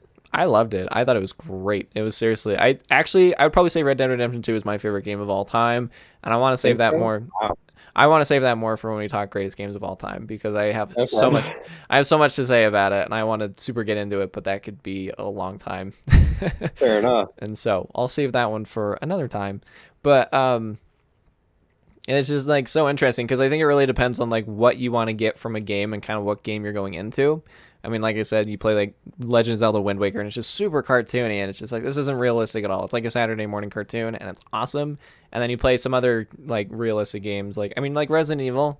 It's like kind of realistic, but like you know it's not realistic, and so you kind of Yeah. have like expectations. And so I certainly think it depends. Real is like, what are you wanting to get out of this game? Like when you go into it, or you want like Red Dead Redemption to like straight up realism, like you got to do every single little thing, or do you want like kind of a cool mix of like cartoony and realistic, kind of like Resident Evil, where it's like you can't take it too serious, like Jill with the railgun, where it's like, okay, if you take it too Yeah. serious, then it's like, really, come on.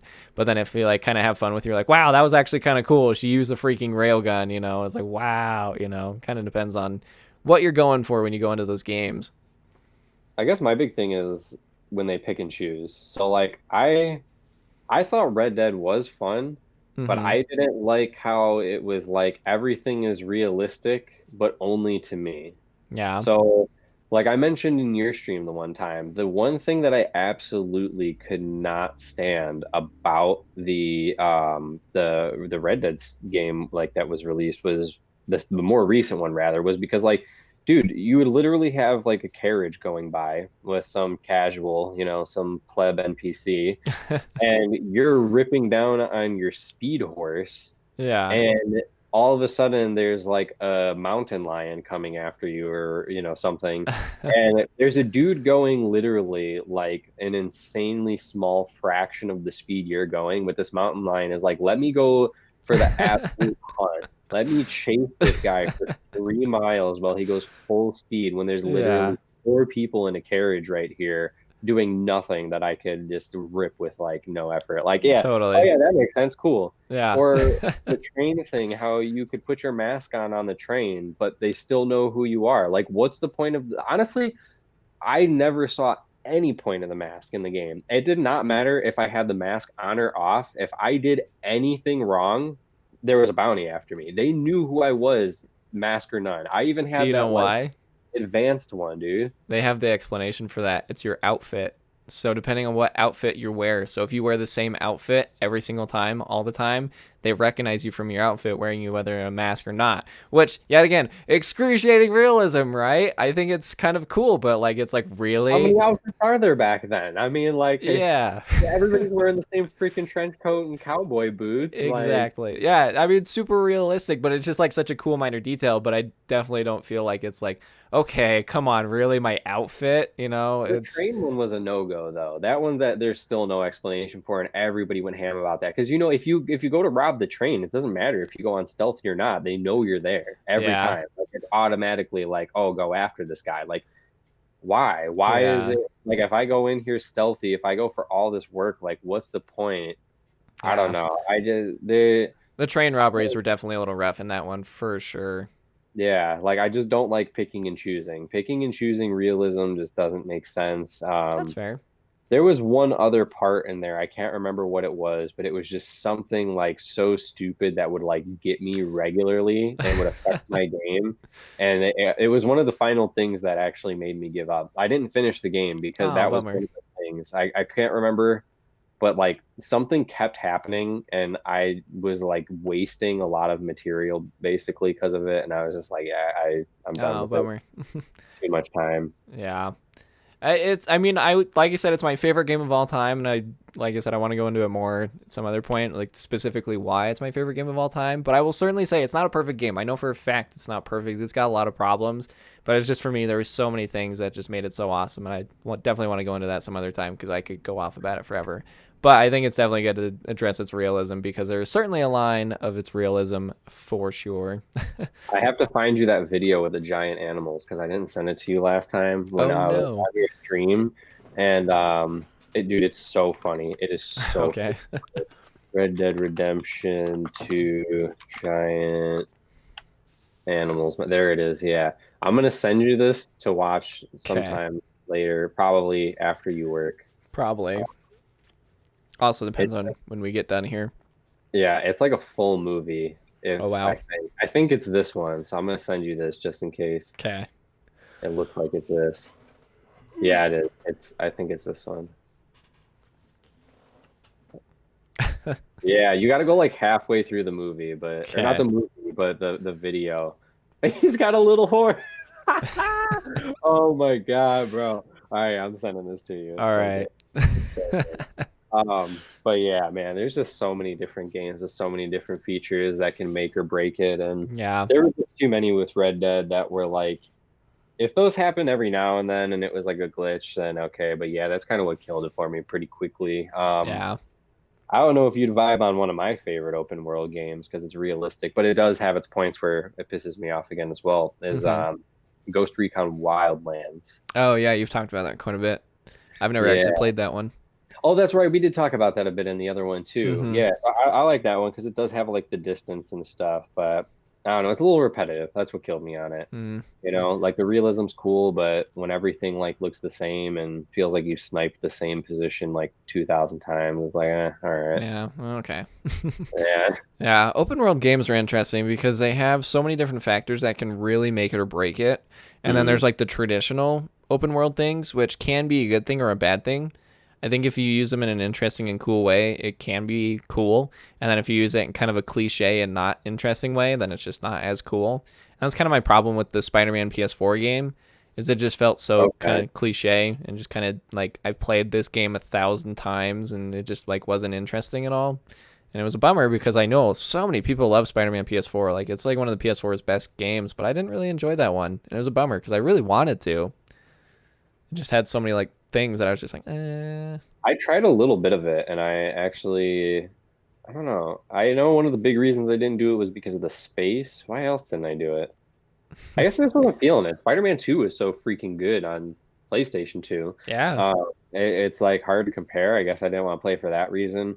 I also like, I don't know, man. I'm not good at those superhero combo games. Like, Yeah. when Batman you're and like learning Tekken and stuff, like Tekken style combos for a freaking superhero game, like I can't even learn the Tekken combos, and I like Tekken, let alone trying to figure it out for a superhero game where depending on like how you branch out your skills will depend on what combos you can do, you know? It's yeah. just eh. It Yeah. was I don't know, yeah, because, like, they use that exact same fighting style in a bunch of other games. I mean, like, the Batman Arkham games was where it really started. They used it in, like, Shadow of Mordor. They used it mhm. in Spider-Man, just things like that. And I feel like that one just didn't use it very well. I don't know. It just didn't feel interesting at all. It's like, oh, I played this 1,000 times. You play, I like, can't the, have played it enough to comment on that part for it. I'm just yeah. not good at them. I don't blame you. It's kind of just an interesting combat style because now I feel like it's kind of almost cliched. Kind of like I feel like with the Batman games, it was like really big. It was like, whoa, this is a really cool combat style. But then I feel like a bunch of open world games started doing it, and now it's just not as cool anymore. It's like, oh, and you got to make it interesting because I feel like Ghost of Tsushima kind of did that too. Where I don't feel like Ghost of Tsushima did it as much. That I think that one was a little different, but it kind of had the same kind of feel to it, where you have like attacks and counters and things like that. But they made it Mm, interesting because you have different stances depending on what types of enemies show up. And I feel like okay. like if you have some unique thing like that, then it's okay. It's like, oh, okay, I'm fine with that. But I just feel like Spider-Man was not, it didn't do anything different with it. It just felt kind of same. It's like, oh, I played this. Like I said, it's like a game that I feel like I played this 1,000 times before. It just didn't really stand out to me very much. Interesting. I guess I'm glad I didn't take the time to play all of it then, because yeah, that'd be frustrating. Yeah, well, it's interesting because when I very first started doing my game reviews and stuff, that was actually one of the first games I did. And I addressed a lot of my problems and issues with it there. And at the end of the review, I was like, I personally didn't enjoy this game, but so many other people do. Oh my gosh. So sorry. It's okay. That was happening to me yesterday when I was showing you that track. I like my Oh, throat yeah. You're like, so dry. I couldn't stop coughing. um, Sorry, at least you got the big cup, I big got, gulp. I got the big gulp. But, okay. now, Now I'm, that you're alive. now I'm alive. I'm not dead. So yeah, like I was saying, I addressed like a lot of my problems, and at the end of the review, I was like, okay, I particularly didn't really enjoy this game, but so many other people did. So I don't know if there was just something that just didn't hit me right or whatever, but I think it's at least worth trying. I think if there's a game that I didn't like, then maybe you might like it, you know? If there's a game that's like Yeah. generally like pretty bad, it's like, but like something like that where it's like a really beloved game and I didn't enjoy it, then it's like, okay, I don't know why I didn't enjoy it. I mean, here's why I didn't enjoy it because you watched my review. But Yeah. then, it's like, okay, clearly I had some problems with it. But if so many people are liking it, then give it a shot because you might like it too, you know? And I kind of have that with my video I have coming out next week is a beloved game that I didn't particularly enjoy. And it was unfortunate because I really wanted to. And it's kind of same thing in the end. I was just like, I didn't really enjoy this game, but so many people out there do. So maybe just give it a shot. You might like it. And if not, then darn. But Tell me, Alex, do you like Sonic the Hedgehog? Tell I, me your thoughts on that. I actually really do like Sonic the Hedgehog. Check out my page in my hour and a half long review. I don't. Oh, okay. Yep. I see what you're doing. Yeah. I was like, what? But oh man, yeah, it was like another one of those things where it's just like Sonic Adventure is a terrible game, but that one I actually really enjoyed. Like technically, Sonic the Hedgehog, like most of the Sonic Hedgehog games, are technically not very good, but they're somehow still very fun, and they're certainly not for everyone because it's just technically they're not that awesome. But Sonic Adventure, the original one, is such a good example of that because it's really not that good of a game. It's really bad and it sucks, but it's just somehow really enjoyable. It's like a super guilty pleasure game where it's just like, wow, this sucks, but it's still fun it's just kind of something fun to laugh at. Like, it's just so ridiculous. And then you get people that are just like, it's the best game ever. And it's like, hmm how? I don't know. Honestly, Sonic is one of those games I've never really understood the hype. Like I feel like it's one of those games that's fun to play like competing against friends, like if you're all like wasted at a party or something, or like back when you were kids, like yeah, it was kind of like cool, but Yeah, totally. I don't know if it's just like my hyper attentiveness with my anxiety or what, but like Hmm. for how much is going on there, for me, there's nothing going on at the same You time, can't you tell know? anything that's happening there. Like most of the time, you could put the controller down, your guy's still just like, "Pew." It's just like, what Yeah. happened? Like I didn't Like even do anything.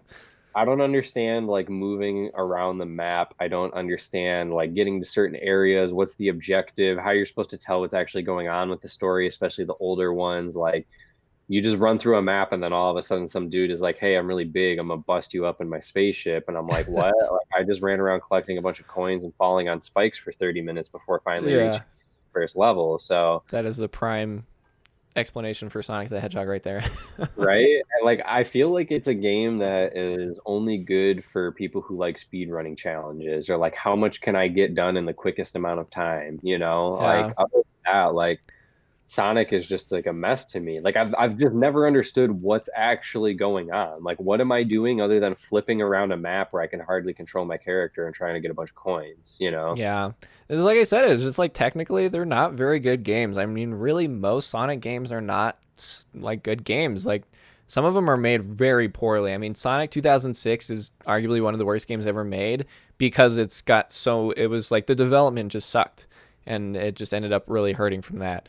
But like it just technically doesn't work. But then like also the Sonic formula itself is not very good in general because like you said, it's just like you're going so fast that it's like, okay, what in the world is happening? But then also it's asking for like some precision platforming in certain areas. Like, I mean, like Yeah. you said, falling on the spikes. It's like, well, you fell on the spikes because your character moves 1,000 miles an hour and you had to like strategically jump from one platform to the other. And it's just like, technically Sonic the Hedgehog is such a mess, but it's just for some reason so enjoyable in the Yeah. weirdest way. I don't understand like why I enjoy Sonic the Hedgehog games because they're really not that good, but they're fun. There's like 500 ways to go the same direction, and it's just that's the thing that confused me. Like I couldn't tell like am Am I I? getting the things I need to get? Yeah. Like am I supposed to get anything or am I just supposed to make it to the end? Like I don't know what I'm doing. Like I genuinely like I don't know what's going like what is the point of Yeah. Sonic other than I getting to the end and jumping on a dude a bunch like in Mario pretty much. Like yeah. I don't get it. Like I just don't get it. It's fun. Like it's fun. Like you're saying, it's fun. I just Yeah. don't understand what the hell is going on. So Yep. for me, like, yeah, critically as a game, like I feel like Sonic belongs more as like a miniclip.com or addictinggames.com type game rather I than like haven't a heard that in a full while. on series. Yeah, right. It's I feel like it belongs next to the George Bush and Condoleezza Rice shoot your way out video game, like on the front of miniclip.com where you gotta Wow. escape the White House.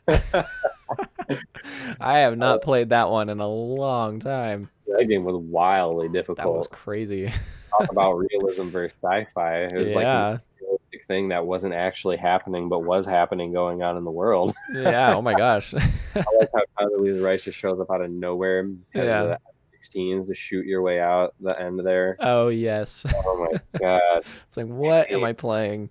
who was the other one? Colin Powell that was in there, right? I think so. Yeah. Is he even still a politician? I haven't heard that guy's name in like 5 years. I don't know. I am not a politics person. Same. Yeah, I backed away from that a while ago. Totally. That's one game that actually really got big into it, man. Freaking Metal Gear Solid, dude. They're all about those politics. It's like, Mm-hmm. am I playing a video game or am I like at a voting booth and waiting to fill out my ballot? Like, I depending on, would vote all the time if I had to play Metal Gear Solid. right? Oh my God. I Depending on how you complete the story is who you vote for. There you go. You have to You make either get like, the good ending or the bad ending. yeah, oof. I actually have the original Metal Gear Solid on its way at some point in time. I got it off Amazon for like $6, You and know, I think you told me about that the other day. hmm Yeah. yeah, it's still loading.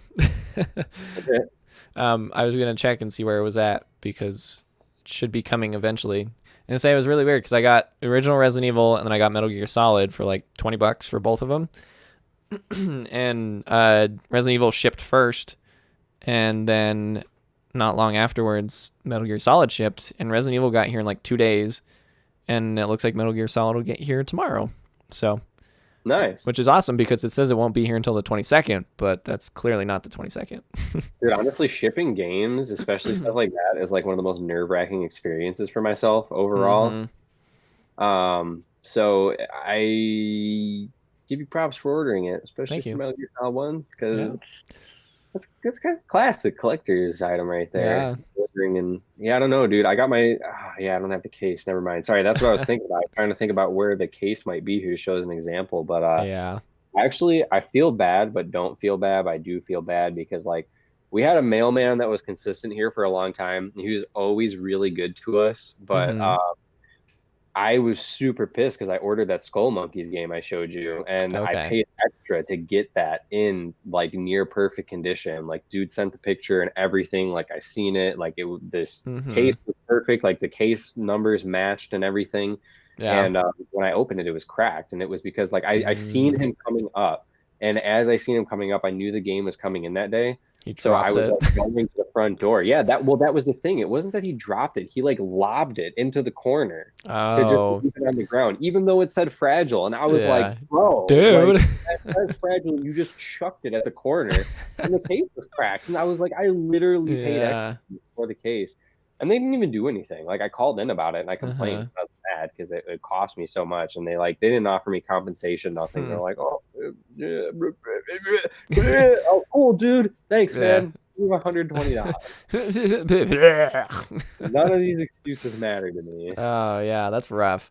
That's actually reminds me of a total funny story. There was one time around Christmas that I was up at my parents' house. My mom and I were just standing in the kitchen talking, and all of a sudden we hear this big like, and we're like, "What in the world is that?" We go like open the front door, and there's just packages just scattered all over the porch, and it Ooh. just seems like the mail lady had just gone up and just like chucked the packages onto the porch.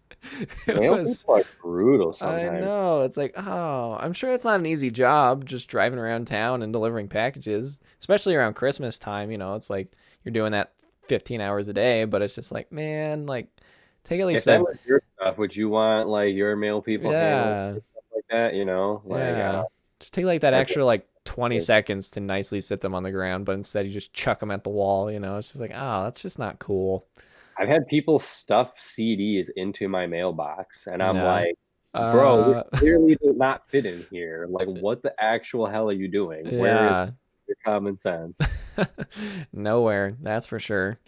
My dad had a laptop left outside the front of his house one time that he ordered. He had to order a new laptop, and he said like they literally just like left it on the front porch. He was on vacation for Oh, 2 weeks, and it jeez. was like 3 days into his vacation or something. I remember he was like still gonna be gone for a while, and they left it on the front porch, and he was like, "Oh, that's cool, like excellent." Are Yeah. they gonna take responsibility if it gets stolen? Probably not. No. Why would they? And tech stuff's too risky. Bunch of nerds.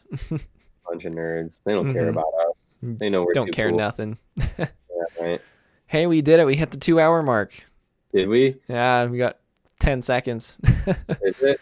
Dude, my Yeah. thing says 3 hours again. I don't know what's up with that. Hmm. It gives me extra credit. But Nope. I know you got work in a bit. So now that we're at 2 hours, I say Same. probably go ahead and take some time and get ready for work for I'm cool with whatever. I still got at there. least a bit. So if there's anything too Yeah. crazy you want to jump into before we go, Trying to think. No, man, we talked some crazy stuff we today. were all over the place today, but it was fun. A lot of big topics too. Interesting topics. Hmm.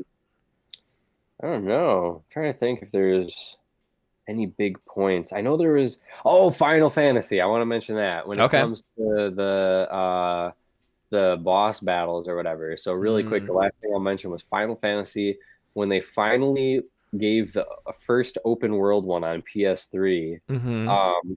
But you had to follow the on rail part before that. Hmm. I backed out or I stopped playing because there was a boss battle I did. And I'm not even kidding, bro. I'm not even kidding. I spent 3 hours on this boss Oh my battle. gosh. 3 hours. And Ugh. I clicked one wrong button. I attacked when I meant to heal. Oh I no. lost. I lost after 3 hours. The final boss before the open world. The whole reason I even Yeah. bought it was to play in the open world. And I Jeez. died, and I was like, I'm never playing this video game again. Yeah. Oh my gosh. That sounds. Is it Final Fantasy 13? I think so. And I say It that was sounds either like the bad 12 one. or 13. And I say I think I remember 12 being pretty good, but I know 13 is not good. Yeah, I mean, don't get me wrong, the game was great. It was just, dude, after 3 hours of freaking boss Hmm. battle, like, what's the point? It was just Yeah. so much out the window, so much freaking time out the window.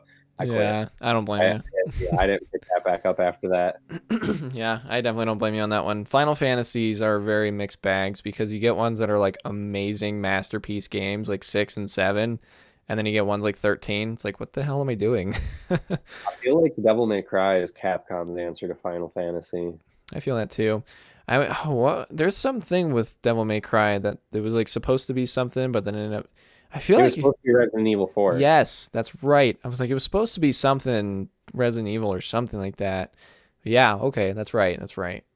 Do you know you can play one of the original demos for that in the Metal Gear Solid 3 game? Oh, I did not If know that. you, it's how do you do it? It's something about, so you know how Snake gets captured at the one point and he like gets used as a human punching bag and you got to take the the cyanide tooth thing, Oh, you okay, know? yeah. Yeah, so there's something where like if you save it, if you survive the beating without having to use the cyanide, but then you save it Mm-hmm. when you get dragged to the room or something, but you're asleep at that time because of when you load it, you load a dream and it lets you Oh. play like this exclusive like beta Hmm. demo for Devil May Cry that they never Hmm. released or something like that. It's interesting. Interesting. That's really bizarre, but very cool. I love Yeah, secrets like that. it's interesting. You know that not maybe it's sepia, that one filter that goes brown, like it makes Okay. it. Yeah, it's like it's got like a grainy filter over it like that, and you just Mm-hmm. kind of like go in there with no music, just sounds of you just slashing an infinite amount of these enemies, and it just like Hmm. never ends. I think they just keep coming at you, and you keep fighting them in this room, and then you close it, and then it reloads Metal Gear Solid 3 at the actual part. Yeah. Interesting. For sure. Don't forget to save your progress before you leave, and Yes. make sure you subscribe over at the YouTube. We're actually going to start doing a little bit more with that. I'm going to jump on soon and put some timestamps on everything so you Yes. guys know where things were talked about at certain points. And other than that, yeah, I look forward to talking next time. Let us know if there's any topics you want to hear from us, anything specific to talk about, or anything like that. Super Yeah. excited, though. Okay. Well, I think that kind of covers everything for us. That was a fun one today. That was really awesome. Most definitely. Yeah, Yeah. thanks for everybody for viewing. Appreciate it. Thank you for all the new Yes, followers, too. yes. Oh, yes. Lots of new followers. Really appreciate it. Hosts, all that good stuff.